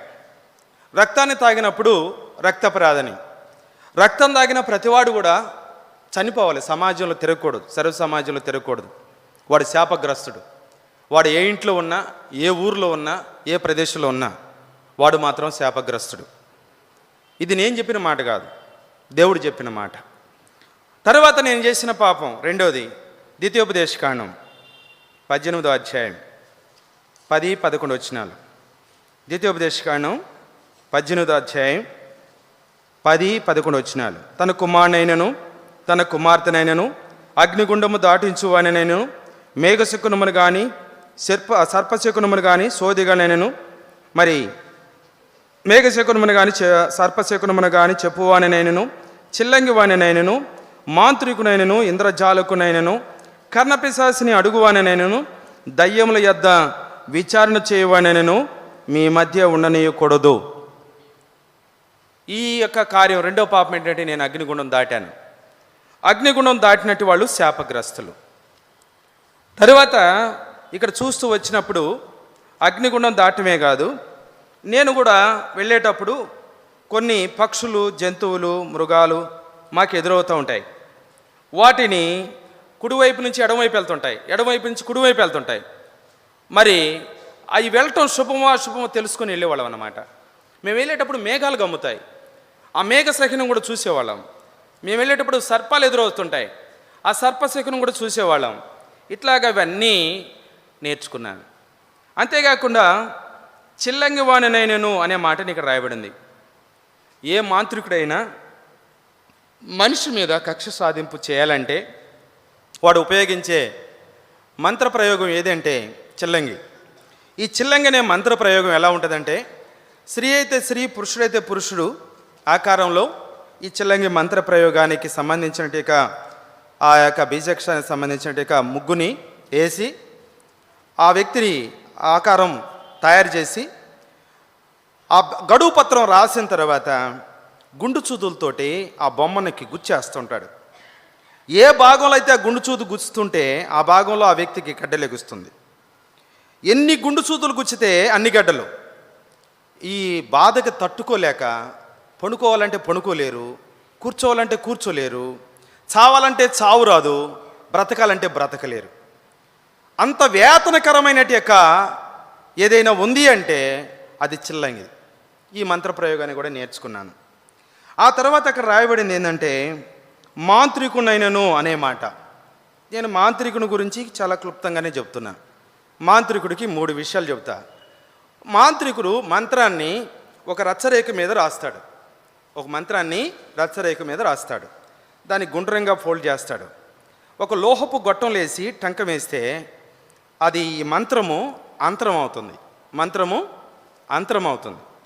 అదే యొక్క మంత్రాన్ని ఒక చిత్రపటంగా గీస్తే, ఒక ఫ్రేమ్ కడితే అది యంత్రము అవుతుంది. మాంత్రుడి దగ్గర ఉండేది 3 విషయాలు. ఒకటి మంత్రము, రెండోది అంతరము, మూడోది యంత్రము. ఈ మూడిటి ద్వారా వాడు జనాన్ని బంధించవచ్చు, బాధించవచ్చు, అనేక రకాలుగా చిత్రహింసలు చేయవచ్చు. తర్వాత నేను నేర్చుకున్నటి విద్య ఇంద్రజాలన. ఇంద్రజాలన అంటే ఇది మంత్రప్రయోగాలతో చేయొచ్చు, ప్రకృతి సంబంధంగా కూడా చేయొచ్చు. ప్రకృతిలో కూడా చాలా అద్భుతాలు చేసే చెట్లు ఉన్నాయి. ఆ చెట్లు దానికి మంత్ర సాధన ఏం అవసరం లేదు. మాంత్రికులైనటువంటి వాళ్ళు మాత్రమే వాటిని ఎతికి ప్రకృతిలో ఆ చెట్లను కనుగొని వాటిని తీసుకొచ్చి వాటిని ఉపయోగిస్తారన్నమాట. ఆ చెట్లలో వైరాగ్యాన్ని సృష్టించే చెట్టు, అంటే తగాదాలు పెట్టే చెట్టు. మనం మంచిగానే ఉంటాం, మన ఇంట్లో తగాదాలు ఏమి ఉండవు. కానీ మనం తగాదాలు పెట్టుకొని, కొట్టుకొని, తిట్టుకొని, భయంకరంగా దూషించుకొని ఆ ఇంట్లోనే ఉండడానికి వీలుగానంతగా చేయగలిగేది ఏదైనా ఉంది అంటే అది ఆ చెట్టు ప్రభావం. ఆ చెట్టుని ఎతకొచ్చి ఆ కొమ్మని చీల్చి ఇటు భాగాన్ని అటు, అటు భాగాన్ని ఇటు ఆ గుమ్మం లేసి వస్తే చాలు. ఇక బయట బాగానే ఉంటారు, ఆ ఇంట్లో పోతే చాలు. ఆ ఇంట్లో ఇక్కడ కొట్టుకోవటం, తిట్టుకోవటం, ఆ ఇంట్లో ఉండలేరు. ఆ రోజు వండుకుంది కూడా తినలేరు, నెమ్మదే ఉండదు. అదే చెట్టు ఆకుని 2 రాళ్ళు చూసి ఆ రాళ్ల మీద ఆ పసురు పిండితే చాలు, ఆ రాళ్ళు లేసి కొట్టుకుంటాయి. పొడవేటట్టు కొట్టుకుంటాయి రాళ్ళు. కానీ ఎవరు ఆపినా ఆగవు, ఎవరు ఆపినా వాళ్ళు ఆగరు, ఈ రాళ్ళు ఆగవు. ఆ చెట్టులో ఉన్న ప్రభావం అలాంటిది. అదే కాకుండా ఊడుగ చెట్టు. ఊడుగ చెట్టు 4 రంగుల్లో ఉంటుంది: నలుపు, తెలుపు, పసుపు, ఎరుపు. ఈ 4 రంగుల్లో నలుపు రంగు చాలా శ్రేష్టమైంది. ఏ మంత్రగాడైనా ఈ చెట్టుని కనుగొనాల్సిందే, వాడికి అవసరం. మంత్రగాడికి మాత్రం ఈ చెట్టు ఆ గింజలు తీసుకొచ్చి ఆ నూనె తైలపాకంలో చేసుకొని ఆ గింజల్ని ఆ తైలాన్ని దగ్గర పెట్టుకోవాలి. దీన్ని సంస్కృతంలోనైతేనేమో అకోలా వృక్షము అంటారు, తెలుగులో ఊడుగ చెట్టు లేక వృక్షము అంటారు. అకోలా తైలం, తెలుగులో ఊడుగ తైలం. ఈ ఊడుగ తైలం దీని ప్రత్యేకత ఉంది. చెట్టు అన్ని చెట్లాగానే ఎదుగుతుంది, అన్ని చెట్లాగానే పూలు పోస్తుంది, అన్ని చెట్లాగానే కాయలు కాస్తుంది. ఆ కాయలన్నీ పండి రాలిపోతాయి. ఆరుద్ర కార్తెలో వర్షాలు పడతాయి, ఆరుద్ర కార్తెలో వర్షాలు పడతాయి. ఆరుద్ర కార్తె వచ్చిందంటే ఈ మంత్రగాడు ప్రయాణం చేయాలి. ప్రయాణం చేసి ఆ చెట్టు ఎక్కడుందో కనుగొని ఆ వర్షాలు తాకిడికి భూమి మీద ఉన్న గింజలన్నీ, ఆ చెట్టు గింజలన్నీ ఆ చెట్టు మొదలను అంటుకుంటాయి అన్నమాట. ఎక్కడ భూమి మీద ఉండవు. తాలు గింజ తప్పగా మంచి గింజలన్నీ చెట్టు మాన్ను అంటుకుంటాయి. అంటే చెట్టు ఆ గింజలన్నీ ఆకర్షించుకుంటుంది. అది దాని యొక్క ప్రభావం.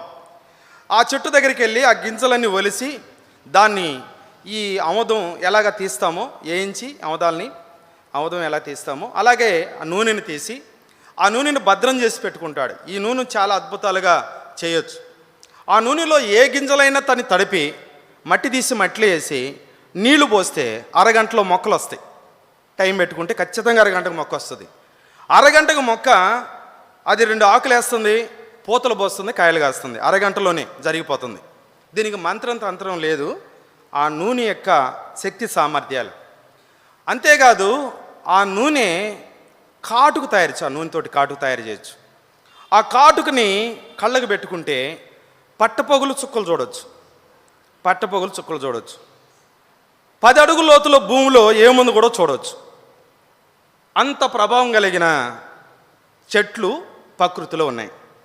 ఇది ఇంద్రజాలనతో కూడిన మంత్ర ప్రయోగాలతో చేయగలిగినట్టుగా ఇంద్రజాలన.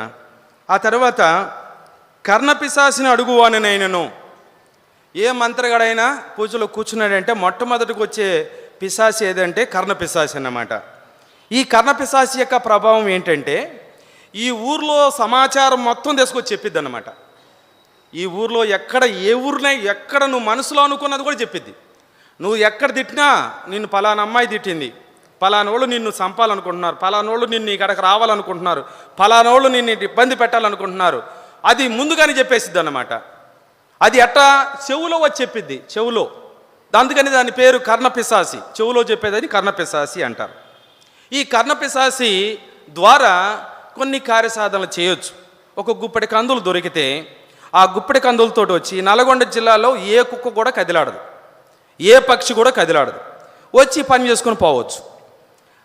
ఇది కర్ణపిశాసి ద్వారా వాటిని బంధించి ఇక్కడికి వచ్చేసి ఏ పని చేయాలో ఆ పని చేసుకొని వెళ్ళిపోతాడు అన్నమాట. అంత ప్రభావితమైనది కర్ణపిశాసి. ఆ తర్వాత దయ్యముల యొద్ద విచారణ చేయువాడినైనను. ఈ మాటకు వచ్చిన తర్వాత నేను ఇక్కడ మిమ్మల్ని అడుగుతా, దయ్యాలు ఉండయా? నల్గొండలో దయ్యాలు ఉండయా? మీరు ఎప్పుడైనా దయ్యాలను చూశారా? దయ్యాలతో మాట్లాడారా? దయ్యాలు ఎక్కడి నుంచి వచ్చినాయి? దీనికి మీరు చెప్పబోయేది ఏంటిది? త్వరగా చెప్పండి, ముగిచ్చేస్తున్నా, అయిపోయింది. ఇప్పటిదా నేను చెప్పాను కదా, ఇప్పుడు మీరు చెప్పాలా? దయ్యాలు ఉండయా అంటారా? ఉండయా? దయ్యాలు ఉండయి. అయితే దయ్యాలు ఎక్కడి నుంచి వచ్చినాయి?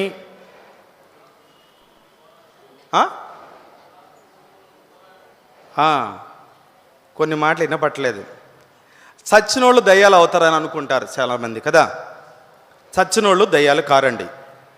బైబిల్ చదివితే మీకు అర్థమైంది. బైబిల్లోనే మన పక్కకి వెళ్ళకూడదు. ఏ యొక్క వాళ్ళని వీళ్ళని అడగటం కాదు, బైబిల్ని అడగని. ధనవంతుడు చనిపోయిన తర్వాత మళ్ళీ వాళ్ళ తమ్ముల దగ్గరికి వెళ్తానన్నాడు, వాళ్ళ బంధువుల దగ్గరికి వెళ్ళి చెబుతానన్నాడు, ఇది వేతనకరమైన స్థలము, ఇక్కడికి మీరు రావద్దు, మీరందరూ కూడా దేవుని నమ్ముకోవాలని చెప్పడానికి, ఈ సువార్త చెప్పడానికి ధనవంతుడు వెళ్తానికి పర్మిషన్ ఇచ్చాడా? ఉందా పర్మిషన్ ధనవంతుడికి? లేదు.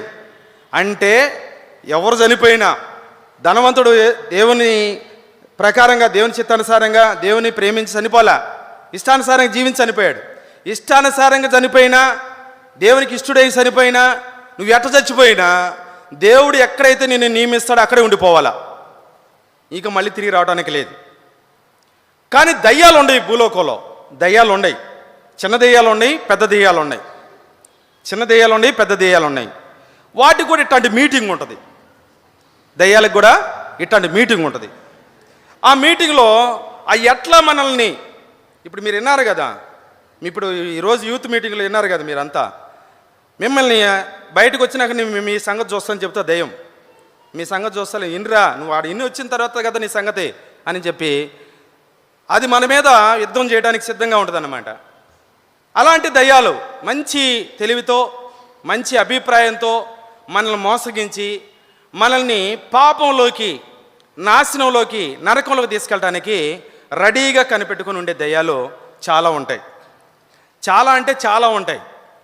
అలాంటి ఏక దయ్యాల దగ్గరికి నేను కూడా వెళ్ళాల్సి వచ్చిందనమాట. ఎట్లా వెళ్ళానంటే, మాకు ఒక గ్రంథం కావాలా, ఆ గ్రంథాన్ని తీసుకురావాలంటే మేము కర్ణాటక రాష్ట్రంలోనే హంపి అనబడుతున్న ప్రాంతానికి వెళ్ళాలి. హంపిలో ఒక పెద్ద కొలను ఉంది. ఆ కొలనకి దక్షిణపు దిశలో పరుపు బండలు ఉంటాయి. ఆ పరుపు బండల దగ్గరికి వెళ్ళి ఒక బీజక్షాన్ని చదివాడు మా గురువుగారు. అవి రెండు ఇలా సర్దుకున్నాయి, కిందకి మెట్లు వచ్చినాయి. లోపల పోతే ఒక ముని ఉన్నాడు. అక్కడ ఒక ముని ఉన్నాడు, తపస్సు చేస్తున్నాడు. ఆసనం వేసి కూర్చున్నాడు.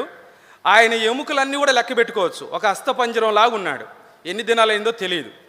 ఆయన నోటితో మాట్లాడలేడు, ప్రాణంతోనే ఉన్నాడు. చెవులో చెప్పాలా మాకు ఏ పుస్తకం కావాలన్నది. మా గురుగారు చెవులో చెప్పాడు. మూలల్లో పేర్చి ఉన్నాయి గ్రంథాలన్నీ. ఆ మూల వైపు ఎటువైపు ఉందో అటువైపు ఇట్లా ఇట్లా ఇట్లా అని ఇట్లా అన్నాడు. ఎన్నిసార్లు ఇట్ట అన్నాడో అది ఆ గ్రంథం తెచ్చుకోవాలా. సరే, ఆయన వెళ్ళి తీసుకొచ్చాడు. మా గురుగారే ఆయనకి చెప్పాడు. ఆ తర్వాత ఇద్దరం కలిసి బయటకు వచ్చాం. ఖచ్చితంగా 12:30 అయింది.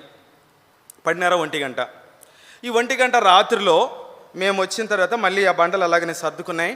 మేము మెయిన్ రోడ్లోకి రావడానికి కొంచెం నడవాలి. మేము నడుస్తూ ఉంటే మాకంటే ముందుగా ఇప్పుడు ఈ నల్గొండ జిల్లాలో ఇప్పుడు ఈ మొత్తం ఈ ఊర్లో ఎంతమంది జనం ఉంటారో అంతమంది ఒక్కసారిగా గుంపుగా వెళ్తుంటే ఎంత సౌండ్ వచ్చిద్దో అంత సౌండ్ వినపడుతుంది. నేను అన్నాను, ఏంటి ఇక్కడ సౌండ్ వినపడుతుందంటే, ఏదో మనుషులు వెళ్ళినట్టుగా ఉంది కదా అన్నా. మనుషులు ఎవరు ఇక్కడికి రారు, ఇది అరణ్య ప్రాంతం, అడవి ప్రాంతంలో ఎవరు వస్తారు మనుషులు, అది 1 గంట రాత్రిలో.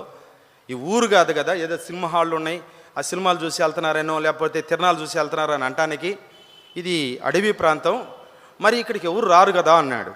అయితే ఆ శబ్దాలన్నీ మనుషులు ఉన్నట్టుగా వినపడుతున్నాయి కదా, మరి ఏదో జనం వెళ్తున్నట్టుగా అనిపిస్తుంది అని అంటే అన్నాడు, అవి దెయ్యాలు కదా అన్నాడు. నేను వాస్తవంగా దెయ్యాలని ఎక్కడ చూడలేదు, చెప్తుంటే విన్నా. ఆ చిన్న చెట్టు మీద దెయ్యం ఉందంటే, మర్రి చెట్టు మీద దెయ్యం ఉంది, ఆ బావి దగ్గర దెయ్యం ఉంది అంటే విన్నా, అంతేగాని నేను చూడలా. కానీ ఇన్ని దెయ్యాలు ఒక్కసారి వెళ్ళటం మాత్రం అప్పుడే చూసా. సరే, నేను అన్నాను, ఇప్పుడు ఆ దయ్యాలు అంటున్నావు కదా, ఇప్పుడు ఆ దయ్యాలతో మాట్లాడవచ్చా అన్నాడు. అయితే ఇప్పుడు నేను కన్నడలో మాట్లాడాలా తెలుగులో మాట్లాడాలా అన్నా.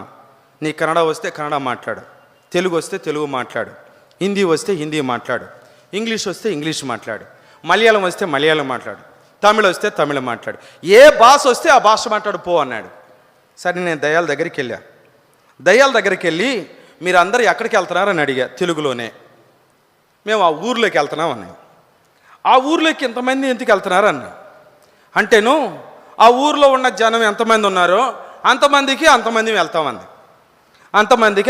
వెళ్తాం. ఎందుకు?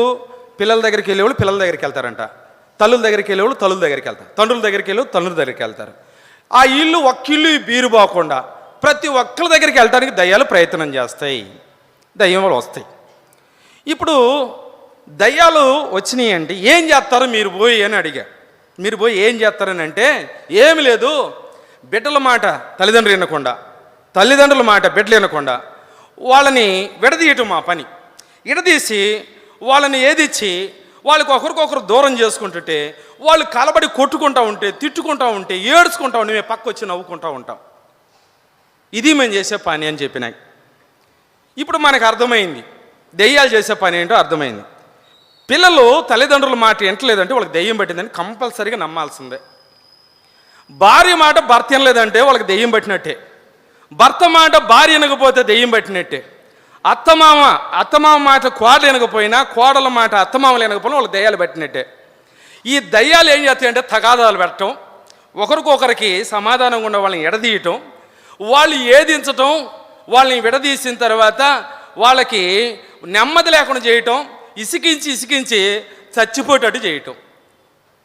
ఇది దయ్యాలు చేసే పని. ఇప్పుడు నేను చేసినట్టు మంత్ర ప్రయోగాలలో నేను నేర్చుకున్న విద్య అంతా ఆ ఊరిదో ఈ ఊరిదో వాళ్ళు చెప్పిన కథలో వీళ్ళు చెప్పిన కథలు కాదండి. ఈ బైబిల్ కానీ నమ్మితే, ఈ మాటలు నమ్మాలి. అర్థమైందా? ఈ బైబిల్లో ఉన్న సంగతులు, ఈ వాక్యాన్ని కానీ నువ్వు నమ్మితే ఈ మాటలన్నీ నమ్మాలి. ఇవన్నీ నేను అనుభవించానండి. ఇవన్నీ అనుభవించిన తర్వాత, వీటన్నిటిలో మంచి కార్యసాధకుని అయిన తర్వాత నేను చేయని పాపం అంటూ లేదు. ఇవన్నీ చెప్పుకుంటా పోతే మాకు ఇచ్చిన టైం కూడా అయిపోయింది. దయచేసి గమనించండి, ఇలాంటి భయంకరమైన స్థితిలో నేను భయంకర స్థితిలో ఆంధ్రప్రదేశ్కి వచ్చినాక 5 రాష్ట్రాల్లో నేను తిరగని ప్రదేశం లేదు. 5 రాష్ట్రాల్లో ఉన్న మంత్ర ప్రయోగం చేసే భయంకరమైన మాంత్రికులు ఎవరైనా ఉన్నా వాళ్ళందరి మీద సవాల్ చేశారన్నమాట. వాళ్ళందరి మీద సవాల్. వాళ్ళు 5 రాష్ట్రాల్లో ఉన్న తిరుగులేని మాంత్రికులు అంటే వాళ్ళు చేయలేని పని హైదరాబాదులో నేను చేశా. ఆ తర్వాత నన్ను గోల్కొండ శివరాస్త్రాల గుమటాల దగ్గర తీసుకెళ్ళి నన్ను ఇసికించి నన్నేదో చిన్న అంటే వాళ్ళంతా వేషధారణ ఉందన్నమాట. వాళ్ళకంతా వేషధారణ ఉందండి. నాకైతే అలాంటి దండలు వేసుకోవటము, అలాంటి బొట్లు పెట్టుకోవడం, అలాంటి మరి ఉంగరాలు పెట్టుకోవడం అట్రాక్షన్ మాత్రం నాకు ఆడలేదు. సాధారణమైన ఒక మనిషి ఎలా ఉంటాడు అంతే. నేనేం దండల గండలు ఏమేయను, బొట్టు కూడా పెట్టను. నేను ఎప్పుడైతే పూజలో కూర్చుంటానో అప్పుడు మాత్రమే బొట్టు పెడతాను, అప్పుడు మాత్రమే ఆ మాల వేసుకుంటాను. అప్పుడు దాకా నేను వేసుకోను. నేను కాకపోతే వెంట్రుకలు మాత్రమే పెంచాను. నన్ను మంత్రగాడని ఎవరు కూడా గుర్తుపట్టరు. కాబట్టి నన్ను చూసిన తర్వాత చాలా నవ్వుకున్నారు, ఎగతాళి చేశారు. వాళ్ళు అలా చేసిన దాన్ని కూడా నేను అనుకోలేదు. కానీ నేను చేయాల్సిన పని ఏంటో చేశాను.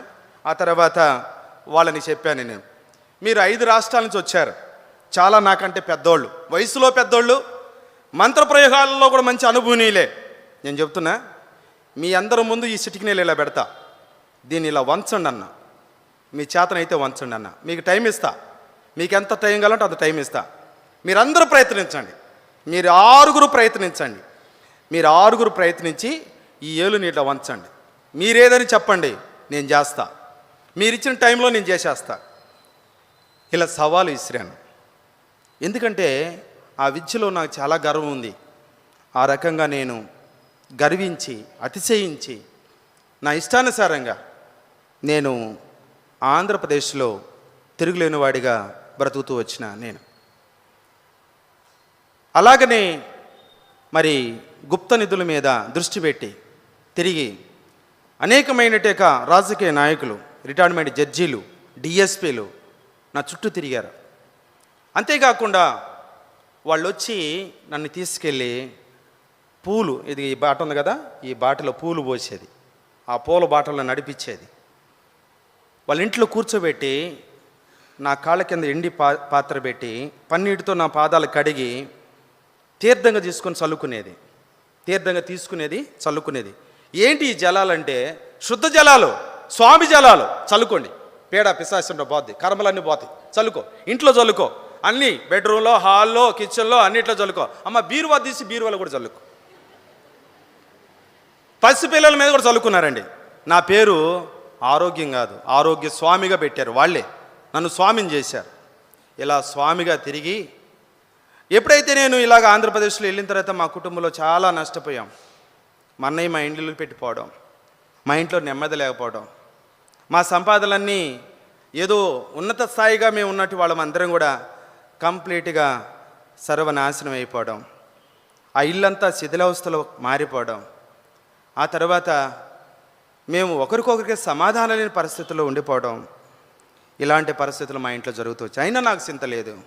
అలాగా నేను తిరుగుబాటు చేసి చివరికి దైవసేవకుడినే చంపేయాలనుకున్నాను. దైవసేవకుడిని చంపి దైవసేవకుని యొక్క రక్తాన్ని తాగాలనుకొని ఆపేక్ష కలిగి ప్రయోగించాను. నాకెక్కడ వాటం లేదు. ఇన్ని రాష్ట్రాల్లో తిరిగినా ఎక్కడ వాటం లేదు. ఎలాంటి భయంకరమైన ప్రదేశంలో కూడా నేను ఎక్కడ భయపడలేదు, ఎక్కడ నేను జయించలేదన్న మాట రాలేదు.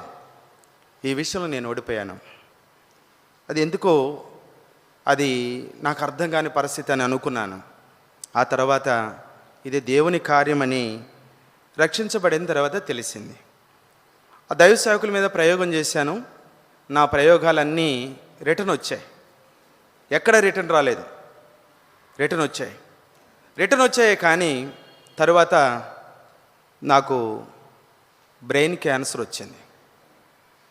బ్రెయిన్ క్యాన్సర్తో సావుకు సిద్ధమవుతున్న సమయంలో నన్ను పేరు పెట్టి పిలవడం, నేను బైబిల్ చదవడం, బైబిల్ చదువుతున్న తర్వాత ఏదో నెమ్మది, సంతోషం కొంచెం కనబడడం, ఆ తర్వాత ఆ చదివినట్టే మాట ఏదైతే బైబిల్లో నేను మొట్టమొదటిగా చదివానో అదే నాకు పాట కావడం, ఆ పాటే నా రక్షణకు బాట కావడం, ఆ విధంగా నేను రక్షించబడడానికి కారణమైంది. ఆ తర్వాత ప్రకటన గ్రంథం 21వ అధ్యాయం 8వ వచన ప్రకారంగా దైవజనుడు చెప్పిన సువార్త నాకే ఆ సువార్త, అది ఆ ప్రాంతానికి కాదని నేను అనుకున్నాను. అక్కడ నా జాబితా ఉంది, నేను చేసిన పని ఉంది, కాబట్టి నా బ్రతుకంతా అక్కడ ఉంది. అయితే నేను చనిపోతే ఎక్కడికి వెళ్తాననేది దైవజనుడు చెప్తూ వచ్చినాడు. ఆ మాటలు విన్న తర్వాత నేను చనిపోతే అగ్నిగంధకములతో మండుగుండానికి వెళ్తానని రుజువైంది. అలాంటి పరిస్థితుల్లో, నెమ్మది లేని సమయంలో, చాలా బలహీనతలో, 18 సంవత్సరాల వయసులో 24 కిలోలు బరువు ఉన్న నేను డాక్టర్ బిఎల్ఎన్ హాస్పిటల్లో డాక్టర్ రాంబాబు గారు చెప్పాడు, ఇక నువ్వు బ్రతకవు, కొద్ది రోజులు మాత్రమే బ్రతుకుతావు అని. అలాంటి భయంకరమైన క్యాన్సర్ వ్యాధితో ముక్కులో నుంచి, చెవుల్లో నుంచి, అంగెట్లో నుంచి కూడా సీము రక్తం వచ్చేది, భయంకరమైన వాసన, మరి సన్నని దారాలు లాంటి పురుగులు.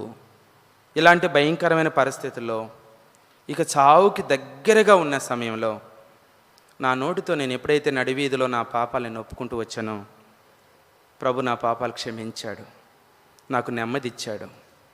తరువాత నేను బాప్తిస్మంలో సాక్ష్యం ఇవ్వడానికి నేను తీర్మానించుకున్నాను.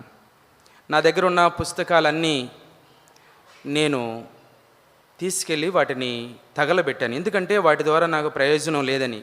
నేను నమ్మిన శక్తులు నాకు ఎటువంటి సహాయం చేయలేదు, నా భక్తి నాకు సహాయపడలేదు, నేను చేసినట్టు పూజ నాకు సహాయపడలేదు, నేను నమ్మినట్టు ఆ సుదర శక్తులు నాకు ఎటువంటి ఆదరణ ఇవ్వలేదు. నా డబ్బు, నా బలము, నా జ్ఞానము అంతా కంప్లీట్ అయిపోయింది. జ్ఞాపశక్తి కోల్పోయాను. నేనేం మాట్లాడుతున్నా నాకే తెలియదు. అలాగా మెంటల్గా జీవిస్తున్న నేను అలాంటి పరిస్థితుల్లో ఎప్పుడైతే వీటన్నిటిని తగలబెట్టి నేను మందిరానికి వెళ్ళిన తర్వాత, మందిరంలో దైవజనుడు చెప్తున్నట్టు వర్తమానం విన్న తర్వాత, నేను బాప్తిస్మలో సాక్ష్యం ఇచ్చిన తర్వాత తలంతా చాలా బరువు ఉండేది, నొప్పి ఉండేది, ఎప్పుడు నెమ్మది లేదు, ఎప్పుడు అన్నం తినలేను. అలాంటి ఒక పరిస్థితిలో ఉండేవాడిని.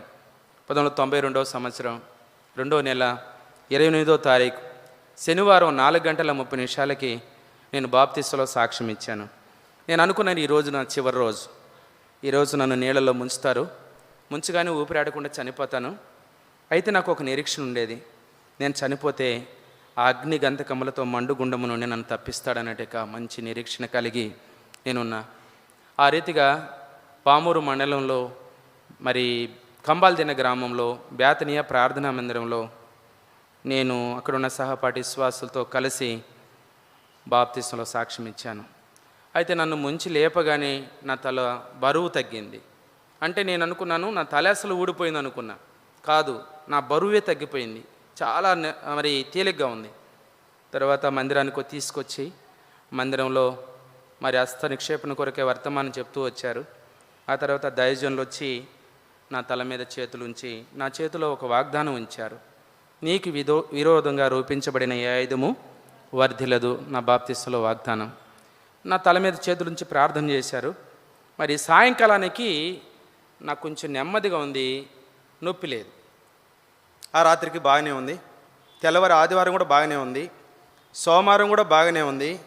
మంగళవారం వచ్చేటప్పటికి నేను అడిగాను అన్నమాట, నాకు కొంచెం తగ్గింది కదా, నాకు ఇప్పుడు క్యాన్సర్ తగ్గిపోయి ఉంటుందిలే అనుకున్నాను. నేను అడిగాను. అడిగితే ఆ సహోదరుడు చెప్పాడు, క్యాన్సర్ వచ్చినప్పుడు సావాల్సిందే కానీ బతకటం ఉండదు, కాకపోతే సత్యం ముందు సావు తెలివి, నొప్పి లేనట్టు బాధ లేనట్టు ఉంటుంది, తర్వాత సావాల్సిందే, అందుట్లో డాక్టర్ రాంబాబు చెప్పి నాకు తిరుగులేదు అని చెప్పాడు. నాకు డౌట్ వచ్చింది, నాకు చాలా బాగుంది, ఇప్పుడు చీము రావట్లేదు, వాసన లేదు, నొప్పి లేదు, ఏ మెడిసిన్ వాడట్లేదు, జ్ఞాపశక్తి బాగుంది, ఆహారం బాగా తింటున్నాను, అయితే ఇప్పుడు నాకు తగ్గిపోయినట్టే కదా అని అనుకొని ఏ డాక్టర్ అయితే నాకు క్యాన్సర్ అని చెప్పాడో అదే డాక్టర్కు ఓపీ రాపించి అదే డాక్టర్ దగ్గర పరీక్ష చేయించుకుంటే ఆయనకే డౌట్ వచ్చింది. ఆ తర్వాత మరి ఆయనే చెప్పాడు, ఆయనకి నా రక్షణ సాక్ష్యం మొట్టమొదటిగా డాక్టర్ రాంబాబుకి చెప్తూ వచ్చాను, ఏంటి ఈ పరిస్థితి, మరి ఇలాగా నా దగ్గరికి ఎవరూ రాలేదు, నువ్వే మొట్టమొదటిగా వచ్చిన పేషెంట్వి అని చెప్పి ఆయన అడిగినప్పుడు మరి అప్పుడు చెప్పాను, నేను ఈ విధంగా ప్రభువు నమ్ముకున్నాను, ఇట్లా జరిగిందని. అప్పుడు నా భుజం తట్టి చెప్పాడు ఈ మాట, ఏ దేవుని అయితే నమ్ముకున్నావో ఆ దేవుడే నిన్ను బాగు చేశాడు, ఆ దేవునికి కృతజ్ఞుడిగా బ్రతుకుపో అని చెప్పి పంపించాడు. నేను మారానంటానికి మా ఊర్లో 3 సంవత్సరాలు పట్టింది. 3 సంవత్సరాల దాకా నన్ను ఎవరు నమ్మలేదు. ఆ తర్వాత 1993వ సంవత్సరం 7వ నెల 27వ తారీఖు ప్రభు నన్ను సేవకు పిలిచాడు. యెషయా గ్రంథం 49వ అధ్యాయం 3వ వచనం ప్రకారంగా ఆయన నన్ను సేవ పిలిస్తే నేను అన్నాను, ప్రభా నేను పనికి వస్తానా? నీ సేవకి నేను మంచోడు కాదు కదా, నాలాంటి వాళ్ళు కూడా సేవ చేస్తారా?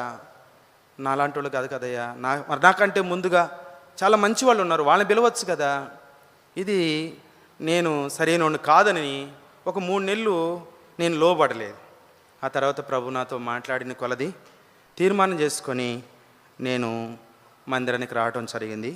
95వ సంవత్సరం 5వ నెల 25 వరకు నేను సేవా తరబేతిలో ఉన్నాను.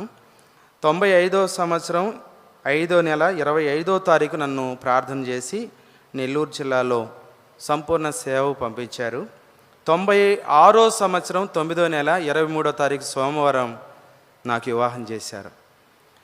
అయితే అప్పటి నుంచి ఇప్పటి వరకు కుటుంబ జీవితాన్ని ఇచ్చి 3 బిడ్డలనిచ్చి గొప్ప సేవా పరిచర్య ఇచ్చి ఇంతవరకు నాకు ఎటువంటి లోపం లేకుండా దేవుని పనిలో భారతదేశంలో అన్ని ప్రాంతాలకి ప్రభు తీసుకెళ్ళి వాడుకుంటూ ఆయన మహిమ తెచ్చుకున్నాడు నా పిలుపును బట్టి. ఎందుకంటే నాలో ఆయనకు మహిమ రావాలట, నాలో ఆయన మహిమ తెచ్చుకోవాలని ఆయన ఉద్దేశం. ఏ స్థలంలో ఉన్నా, ఏ ప్రాంతంలో ఉన్నా